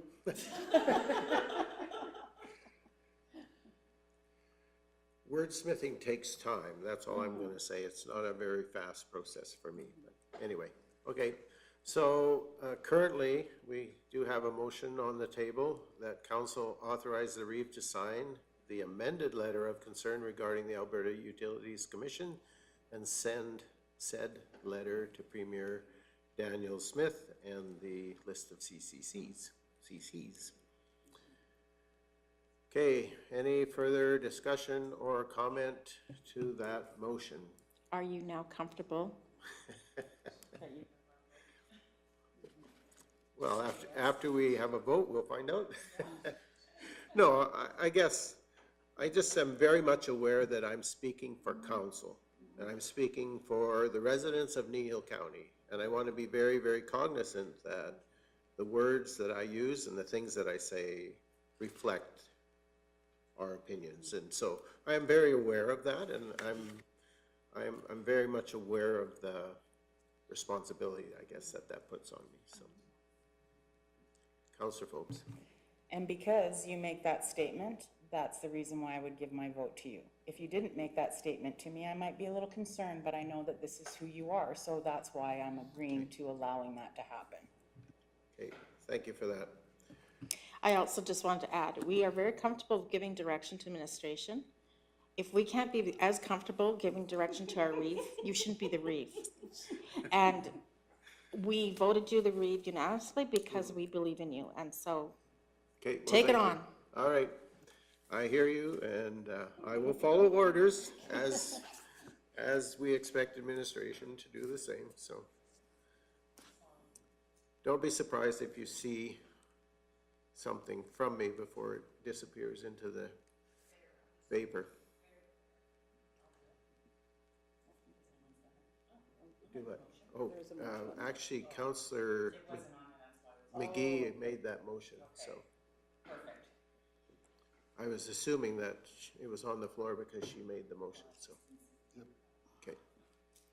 Any further conversation or discussion before I get to work? And all of you go for lunch.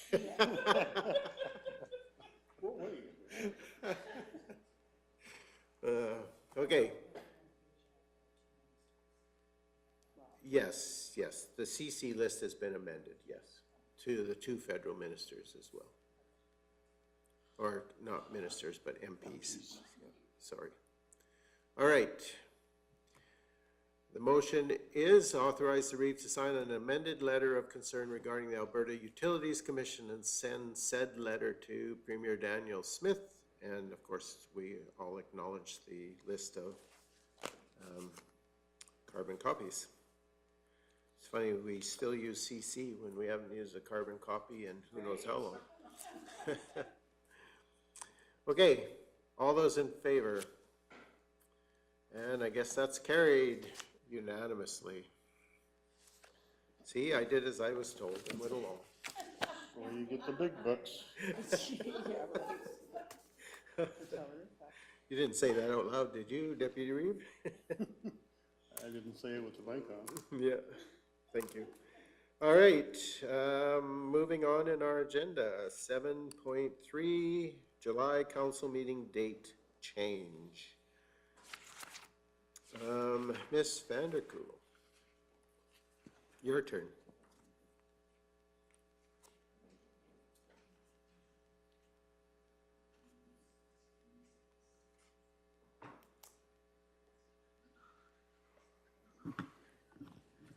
Good morning, Council.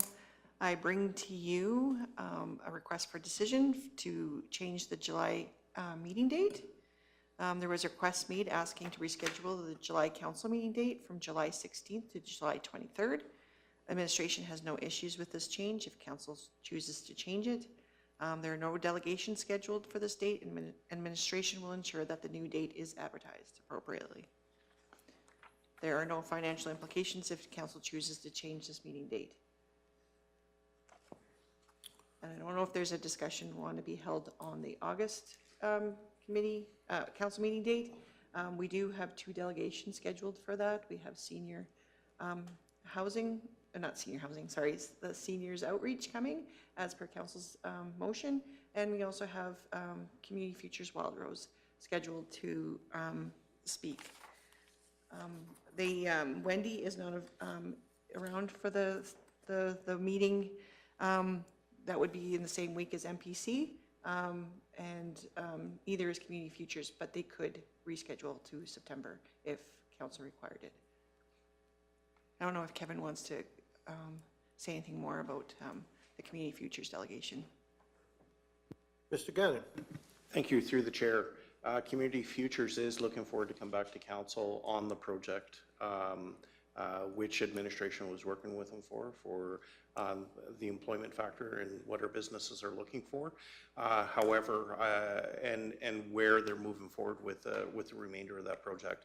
However, they did indicate through conversations in the back today that they're willing to come in September and have those discussions with council. Okay, so they're willing to move from August into September? Absolutely.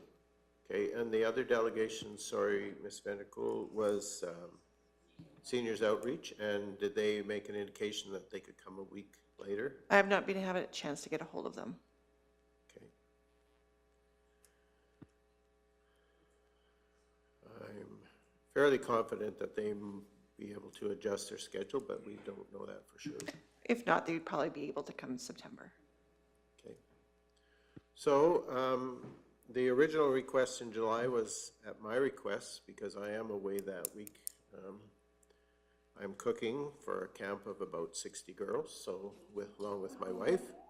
So it was going to be a little inconvenient, and Deputy Reeve Whitstock was not 100% sure what his schedule was, so that's why I made that request. And if the August request works better for everyone to move from the 13th to the 20th, so it lines up in the week with the Municipal Planning Commission. Sounds to me like those changes are possible if that's what we wish as council. Any discussion related to that?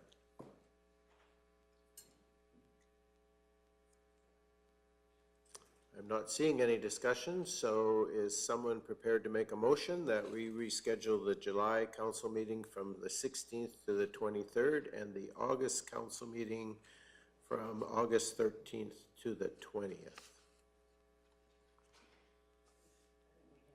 Oh, Councillor Christie. I'm also unavailable on the 16th of July, so I'll make the motion that council reschedule the July council meeting from the 16th to the 23rd and the August meeting from the 13th meeting to, to the 20th. 7 days later.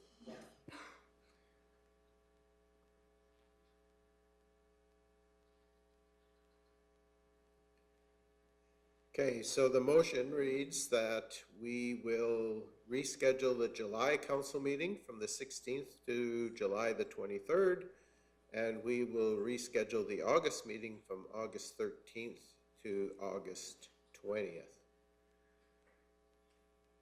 Works for council. Any further conversation or discussion? Okay. All right. If there's no further discussion, I'm going to ask the question. All those in favor? And that is carried unanimously. And my apologies to administration because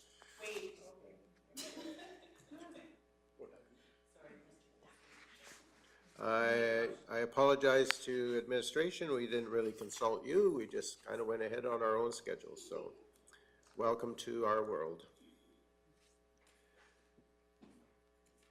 Okay, I'm assuming lunch hasn't appeared at this point yet. So we are going to move on in our agenda to 8.1. Bylaw 1902 redesignation from agriculture to recreation. And Mr. Gannon, okay, yep, go ahead. Sorry, through the chair, I was going to get ensure the planner was here. I believe that they thought that this might be happening after lunch, so I hear them I'll go coming. make that adjustment. Oh. Thank you. Well, if you're bringing lunch, we would break, but if you're not, I don't think lunch has arrived yet, so. If we could, please, sure. Thank you. It might also already be in our package. Right, you made the change on this space, yes, thank you for that.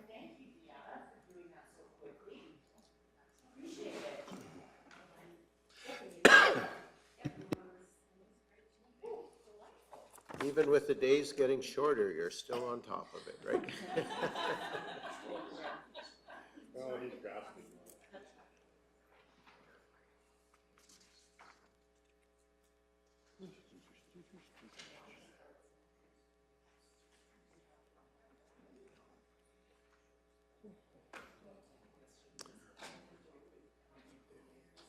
So first, let me say thank you, Ms. Keever, for making the adjustments on the boundaries for us as per our request, and for promptly running to a council meeting when you heard we were going to address this. Thank you. And anytime you're ready, you can go ahead.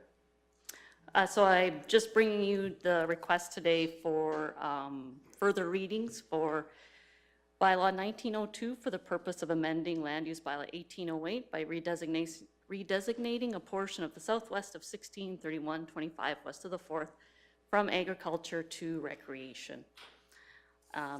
You've heard the proposal. The public hearing was held earlier today. Wayne and Lydia have purchased a 20.09 acre parcel on the southwest of 163125, which they are calling Open Country Farm. They wish to redesignate portions of their property from agriculture to recreation in order to accommodate events such as family reunions, weddings, church picnics, campouts, conferences, retreats, and music events. This application is to redesignate the lands from the existing agriculture to the recreation. If the redesignation is successful, an application for development permits will follow. Under the MGA, applications for redesignation of lands require a public hearing to be held prior to adopting the bylaw creating the new district. First reading was given on May 28th, and this was the mechanism to get the application into the queue. You had the public hearing earlier today, and this is a legislative process. As per the MGA, you must hear any person or group of persons who claim to be affected by the proposed bylaw. Any landowner who feels they will be impacted by a proposed development, either positively or negatively, had the opportunity to come and speak about the matter directly at the public hearing. Affected parties could also submit their comments in writing, which we had received none. However, we did have the one applicant attend. As council reviews and discusses the content of the public hearing, they can approve, amend, or defeat the proposed bylaw. And participating in the public hearing is the legislative method to provide comments to council for consideration for those applicants wanting to redesignate their lands. Once the public hearing is closed, no additional information should be considered in the decision-making process, and redesignations are about the proposed use. A redesignation establishes a land use district and is not a permit to develop. As such, the redesignation focuses on overall site suitability and not the specific conditions of development. And then what the next paragraph was basically what you heard earlier today. Okay, questions, Councillor Phobes? Just because of, this was a concern for the gentleman who came in, who lives across the street from this. Is there a guarantee that an impact assessment will be done to eliminate the concerns that he has with traffic turning? I did reach out to Cheryl from Alberta Transportation and Corridors, but just by email, and I hadn't heard back from her yet. That would be a condition of development. Yeah. So just no further information yet. The comment I would make on this whole application is the individuals who have purchased this property really want to kind of get in line and be compliant with our rules and regulations. I very much appreciated that. That's right. Just, I know fly under the radar works for a number of people. I did that myself with my home-based business for a number of years till I got on council and realized I wasn't supposed to be doing that anymore. But that's right. so I really did appreciate Mr. Nelson's approach to say, we want to work with Kneehill County, we want to be compliant, and so I very much appreciated that. Councillor Christie, you had a comment. Just for clarification, on these applications, why are we not doing the whole subdivision, not or just parcels of it? I'm just curious. Well, one, I guess a subdivision would be allowed because this could, but it wouldn't really work. Like, I guess, how would you look at subdividing this? I don't know really if it would work with the development. I'm looking at the zoning part of this site. Right. Why isn't the whole site zoned as? Oh, the whole site. I'm sorry, when you said the whole subdivision. Yeah, I think because of the agriculture lands, he wouldn't be able to have any animals because we wouldn't allow an animal on any recreation parcels. And I don't think his intent is to ever have a lot, but just a few, because it is a large parcel and. Okay, the animal part is probably the answer that I'm looking for. Okay.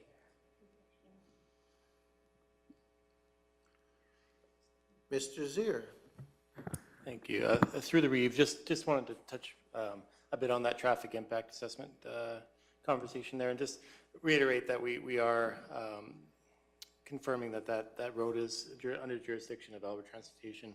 We can have conversations with them and potentially provide recommendations to them. It is ultimately their jurisdiction on what kind of improvements they want to see, even what kind of studies. I mean, we can ask for a study, but the findings of that study may not be implemented by transportation. So just an awareness around that. It is outside of our jurisdiction on that. Thank you for that. Any other questions or comments, discussion? Councillor Penner. Just a comment, you thank Mr. Nielsen for being compliant and what that's, and I also want to thank him for being here today. It's very valuable. But I'd also like to thank Mr. Enberg for coming in and raising his concerns, and a few of them will be dealt with through the development permit. So I want to thank both of them. And in saying that, I would make the motion that we move to second reading of proposed bylaw 1902 for the purpose of amending land use bylaw 1808 by redesignating a portion of the southwest of 163125 west of 4 from agricultural district to recreational district. Okay, thank you for that, Councillor Penner. Ms. Vanderkoel. Just want to put in as amended after 1902. Right, sorry, yep, I'll accept that friendly Perfect. amendment. Very friendly, thank you for that. Okay, so a motion by Councillor Penner that council moves second reading of proposed bylaw 1902 as amended. So basically what we've done is added 0.19 of an acre. Yes. To the. I tried to get my drawing about exact. You couldn't get 0.2, eh? We got the parking area. Yeah. No, very good. So council moves second reading of proposed bylaw 1902 as amended for the purpose of amending land use bylaw 1808 by redesignating a portion of Southwest 163125 west of 4 from agriculture district to recreation district. Any further discussion? Okay, I'll call the question. All those in favor? And that is carried unanimously. Thank you. Councillor Forbes.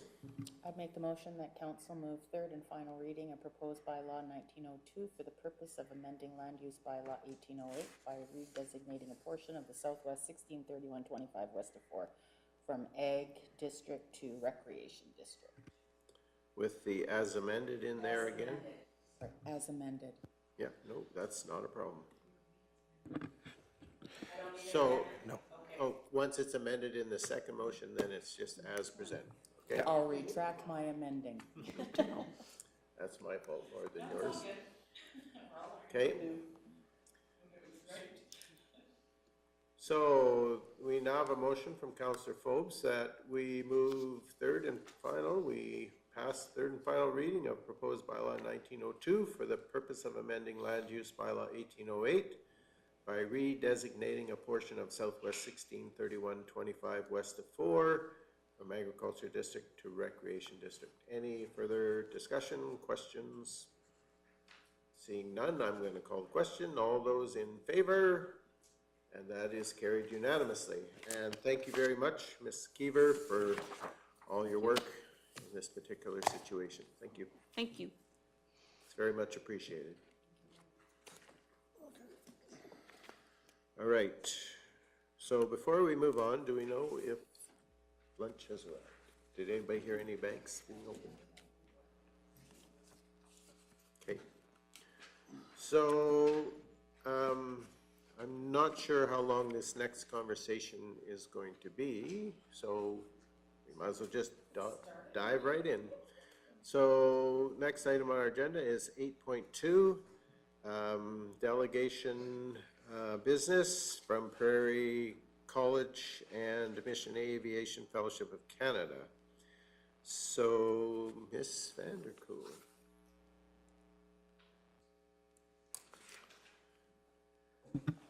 Presented by Mr. Hogan.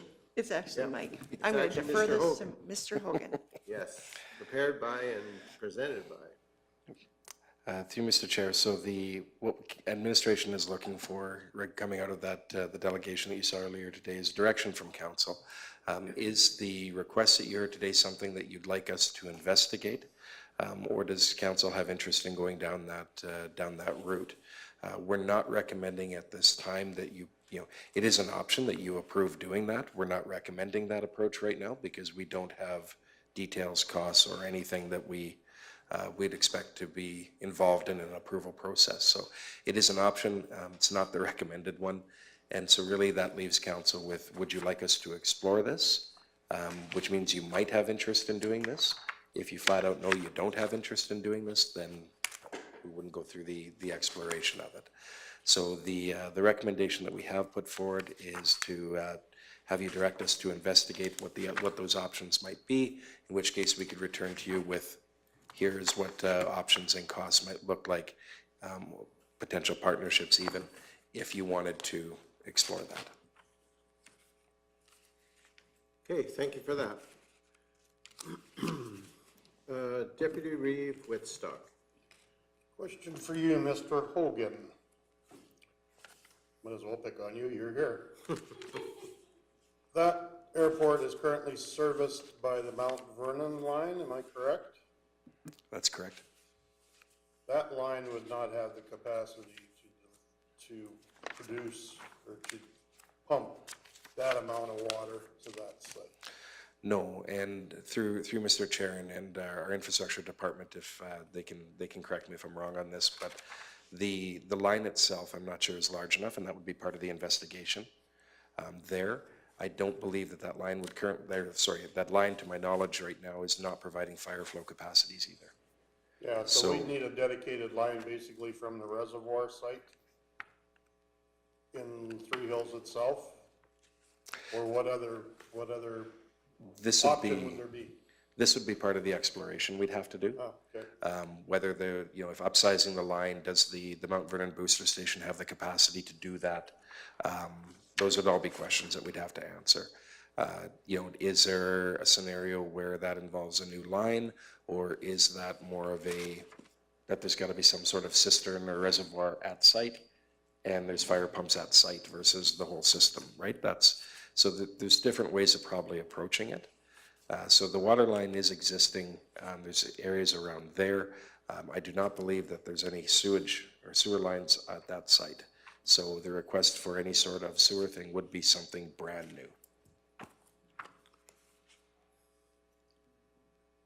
Councillor Pinner. Thanks, because that was going to be my question was, who was it? Andrew had stated that there was insufficient flow to even fill a cistern. But I would like that verified before. I'm not sure where he came up with that information, with the existing line to fill a cistern. So, to me, one of the things, there's a lot of unanswered questions here, right? Because this is absolutely going to have to be a partnership with Three Hills, ourselves, Prairie, and anybody else. They referred to potential federal government grants for airport infrastructure improvement. There's a lot of research that needs to happen here to make a decision. Like this is kind of similar to a previous conversation we had regarding another development, whereas if there was money that was available and the proponent was prepared to invest in the project and the rest of the money was to come via grants or some other methodology, would we stand in the way of this? And my answer would be, I hope not, because again, this, even though there might not be a lot of tax revenue generated, there is definitely going to be economic activity in the area, maybe not necessarily Kneehill County, but in our area, if the number of students go up, if the school enlarges its facility, et cetera, et cetera, et cetera. So if there was an option or a way for us to assist to do this that wasn't going to cost Kneehill County any money, would we be interested in that? And I would say, yeah, why not? However, the answer might be there is no way we can do this, and even in partnership with a number of municipalities and Prairie itself and whoever else is involved here, the answer may be a no. But at this point, do we want to say no if there's a potential? Mr. Zier, you had a comment. Thank you, through the chair. So just looking, we have done a little bit of research on this request, obviously, just to make sure it was within the realm of possibilities. Mr. Hogan is correct. The line is definitely undersized. It wasn't put in place for any kind of future development. It was put in place service rural and does that quite adequately, short of high flow seasons in the summer here. I do want to note, it was brought up a few times during the presentation here, the hydrant that's on there. We have a number of these hydrants throughout the county that are actually put in originally through the system as flushing hydrants. They definitely put a different viewpoint out there that we are actively looking at replacing those with a flushing hydrant type. So it doesn't have that confusion brought forward in any future applications or anything like that. So that's just a side note there. Correct, the system as far as the water is undersized. The booster pumps are likely undersized. The piping within the Mount Vernon system. So there's quite a bit of review work to be done on this to even understand what it looks like to provide a service that would meet their needs. They're governed by building code and whatever that requires for their fire flows on there, which we'll have to have conversations on them of what they've been told and what they can meet. Again, putting in a system like this, if we are putting in a system that services just one, I would see a potential there for other, not just to size it just for that system, where we look at one of the options we bring forward is any future development that would tie into that, rather than just put in a singular pipeline that services one development, even if it is a cost sharing. We want to look at that option. What is future use of that with the county in general. We talk about the sanitary service here. That is a different view altogether on that. We don't have regional sewer in the county currently anywhere. All these have conversations with the town of Three Hills, but if we are looking to connect into their system, there's quite a bit of design work with a gravity system as far as lift stations and that sort of thing. So that is outside of the realm. We will do investigation on that, but I wouldn't want to go too deep into the design work on that, because that is elevations. That's a lot of engineering to even get council a viewpoint that we can stand behind as a recommendation. The water is a little bit simpler as far as looking at capacities, allocations, and pumping sizes, that sort of thing. So just some background on that. Thank you for that. I was going to mention our rural fire hydrant system that we have out there that really aren't fire hydrants, but they are flushing hydrants, and they do give a false impression of security. You're within half a mile of a fire hydrant that has about as much pressure as a garden hose. So yeah, I'm glad to hear that we're looking at maybe changing the face of that infrastructure so it doesn't give a false impression.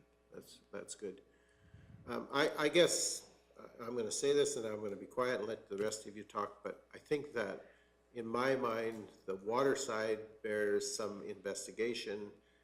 Rural development at this point in time, unless there was a huge industrial complex that was going to go either to the west side or to whatever out there, I can't see sanitary sewer being a very big option. Septic systems are the norm in the country, so. Anyway, that's my 5 cents worth. Next. Councillor Cunningham. So when we talked earlier about Badlands, I think it becomes pretty clear what the benefits to Kneehill County is, and I love their presentation. I thought it was very comprehensive and well done, but I don't think they did enough to sell me on what there has to be a benefit to Kneehill County, and that's what I was trying to get with them. You know, is there going to be a collaboration with our ratepayers? Can that building be used by other people? That's why I was trying to get more out of them. Or is there going to be a restaurant? I mean, I'm very aware of the fact that I have a ratepayer living in Division 5 that works at that facility and came here specifically to work there. So I do understand the benefits to us. But when we look at Badlands or other, we know, or we have a pretty clear indication of what the tax could be for Kneehill County. This is a unique situation just with the ownership of the airport and the tax structure the way it is. So I'm with you, Reeve King. Like you said, is there a possibility there could be something more? Could there be an industrial development there? I mean, you know, I think it's worth looking into, but I'll just go on record as saying that if we're going to put water out there, I would like it to tie into my Eastwater residents as well, because again, I was wanting them to sell it to me, and I've got residents out east that have paid taxes and been in this municipality for 100 years. So I know that would be a really hard sell. So sure, if we want to do it in collaboration with giving them water, sure. But yeah, there's lots more to learn about this proposed project, and a lot more for them to bring back to us, I think, as well. Very good comments. Thank you. Mr. Gannon, go ahead. Thank you through the chair. Should council choose for us to explore this further, our team would definitely look at the possibilities or potentiality for growth on an economic development side, and therefore would look at different potentialities of an area structure plan and conversations of that to ensure we're not putting undersized infrastructure when there may be a larger plan that would be proposed. And as council previously mentioned, if you build it, there's a potentiality that it creates that opportunity and people will come. So those are some of the aspects if council chooses us to explore. There are other avenues within the community services and planning and economic development that will be looking at what opportunities with our economic development plan, our documents of growth within the community that we can explore and bring to the table as a consideration. Thank you for that. Any other comments or discussion? Councillor Penner. Earlier, I was discussing about the insufficient when they had mentioned insufficient to fill a tank, the supply. I maybe should have brought that conversation up, period, because we've told our ratepayers who are adjacent to that Mount Vernon line right now, it runs by their front door, there is not enough capacity in there to hook another resident up, a ratepayer up. And the discussion I brought up earlier was there would be a larger flow going to that who is already part of Mount Vernon. But we've got to remember, we did tell our ratepayers who are right on Mount Vernon line, it runs right by their places, that there is not enough capacity in that line to hook anyone else up. Thank you for that. Any other comments or discussion? Councillor McGee. It's not so much about the water, but the whole project. I find there are so many opportunities here, I think, for them to find other ways of getting funding too. So at minimum, could our administration maybe recommend them to our grant writer program and to some of the other things that are available there that I just don't want to be the first ask for money. I think there's lots of ways this could be. I know the province has looked at airports as something they want to invest in. Will this one be one? I'm not sure, but I just would like to have information about all the ways they've found ways to utilize funding in addition or besides us as the first and only request. Well, that could be as simple as saying we would like administration to investigate options for our future consideration. And then that gives them at least an indication that we're open to further conversation. If that's council's wish, the easy way is just to say an absolute no, but I'm not sure that that's necessarily the right approach at this point. There's too much unknown, too many unknowns right now. I would agree. So what's our wish? Do we want to request administration to investigate options for our consideration, or do we want to, what do we want to do? It's up to you as council.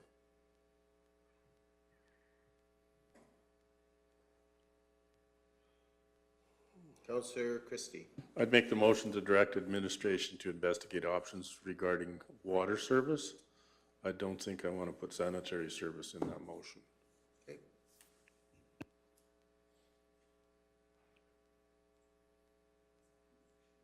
Yep, just hang on a second.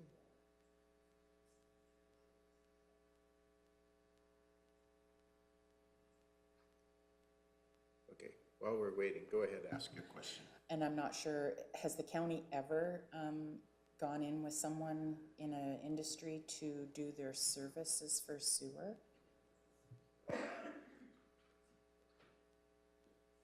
Okay, so the question is, has the county in the past ever participated in a sewer service installation for a different development?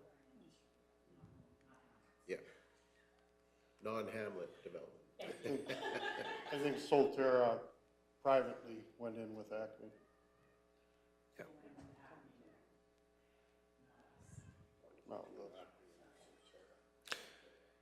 So through Mr. Chair, too, I don't know of an instance that the county's done that.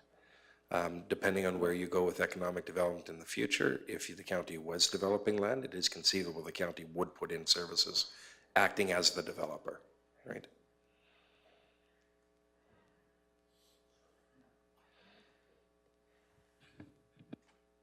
Okay, it's been years. Is the facility manager here? We need somebody to grease a chair. Carolyn's on it. Like I said, it's been my chair for We're not years. worried about a sanitary sewer line right now. That's hilarious. Okay. Oh, man, at least we have fun. So the motion is that council direct administration to investigate options for upgrading the water service to the Three Hills Airport. And so does that provide clarity as to kind of where we? High level, not detail? Yeah. And I think that involves a lot of conversation, as Councillor McGee, around, is there possible grants for infrastructure to airports? Is there, what's the town of Three Hills deciding? Because ultimately, if they come off the Mount Vernon system, that comes, that's taking water from Three Hills and so on, so. Okay, any further discussion to the motion by Councillor Christie? Not seeing any, I'm going to call the question. All those in favor? And that is carried unanimously. Thank you very much. Lunch is here. Lunch is here, okay?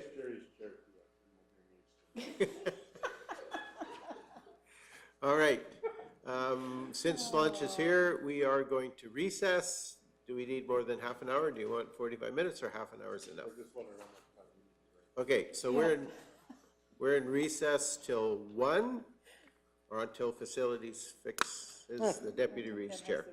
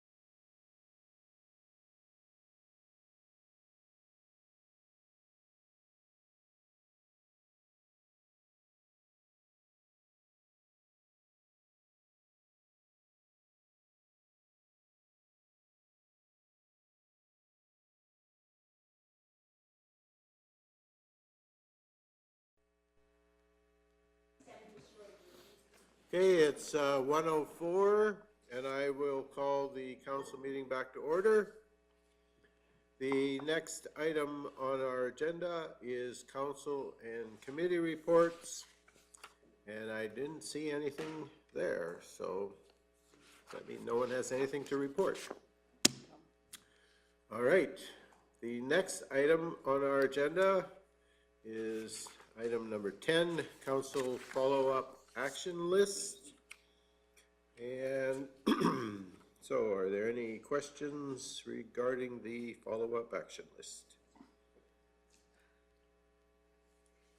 Of course, Mr. Zier's not here, so we can't say, what time is the meeting in Huxley tomorrow?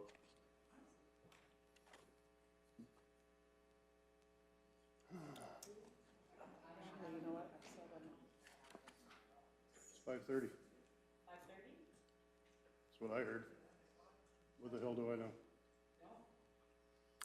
I have 5 to 7 in my calendar. On the website, yeah. Confirmed. Are we serving supper? There he is.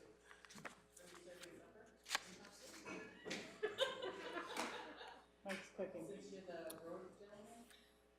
Are you doing barbecue at 5 tomorrow in Huxley, or what's happening there? So through the chair, we are just having drinks and snacks. At 5? 5 to 7, yes. In the community hall? In the community hall in Huxley, yes. Okay, is there an agenda or anything for that meeting, or just? Our agenda is basically, we're going to do a presentation shortly after 5, just on the findings of our study there.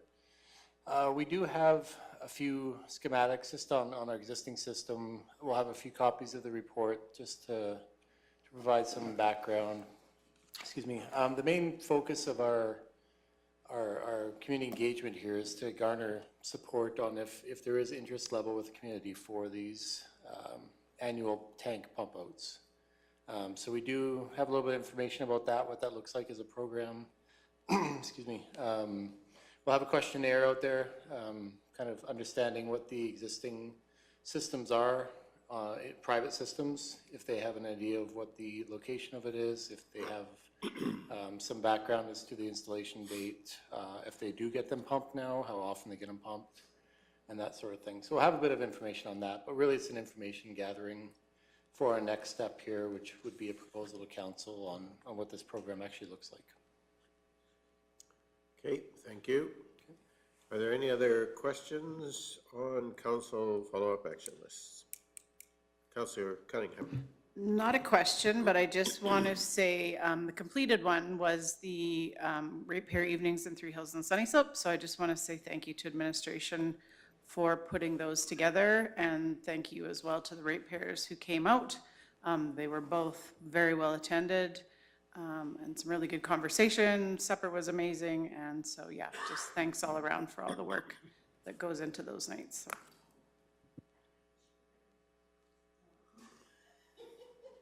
Councillor McGee. I would like to know the unofficial number of how many were at each, if we have them.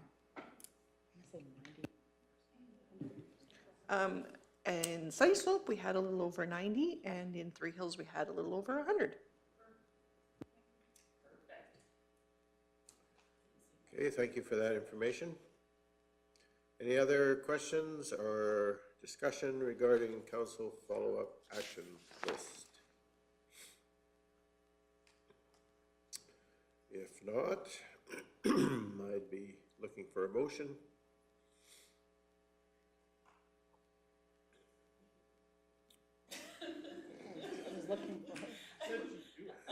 Looking for someone to make a motion. Councillor Cunningham. I was just trying to find it. I'll move that council receive for information the council follow-up action list as presented. Okay, thank you for that. We have a motion to receive for information as presented. All those in favor? And that is carried unanimously. There are no closed session items. Therefore, no motions from closed session. The next item on our agenda is motion to adjourn at 1:09.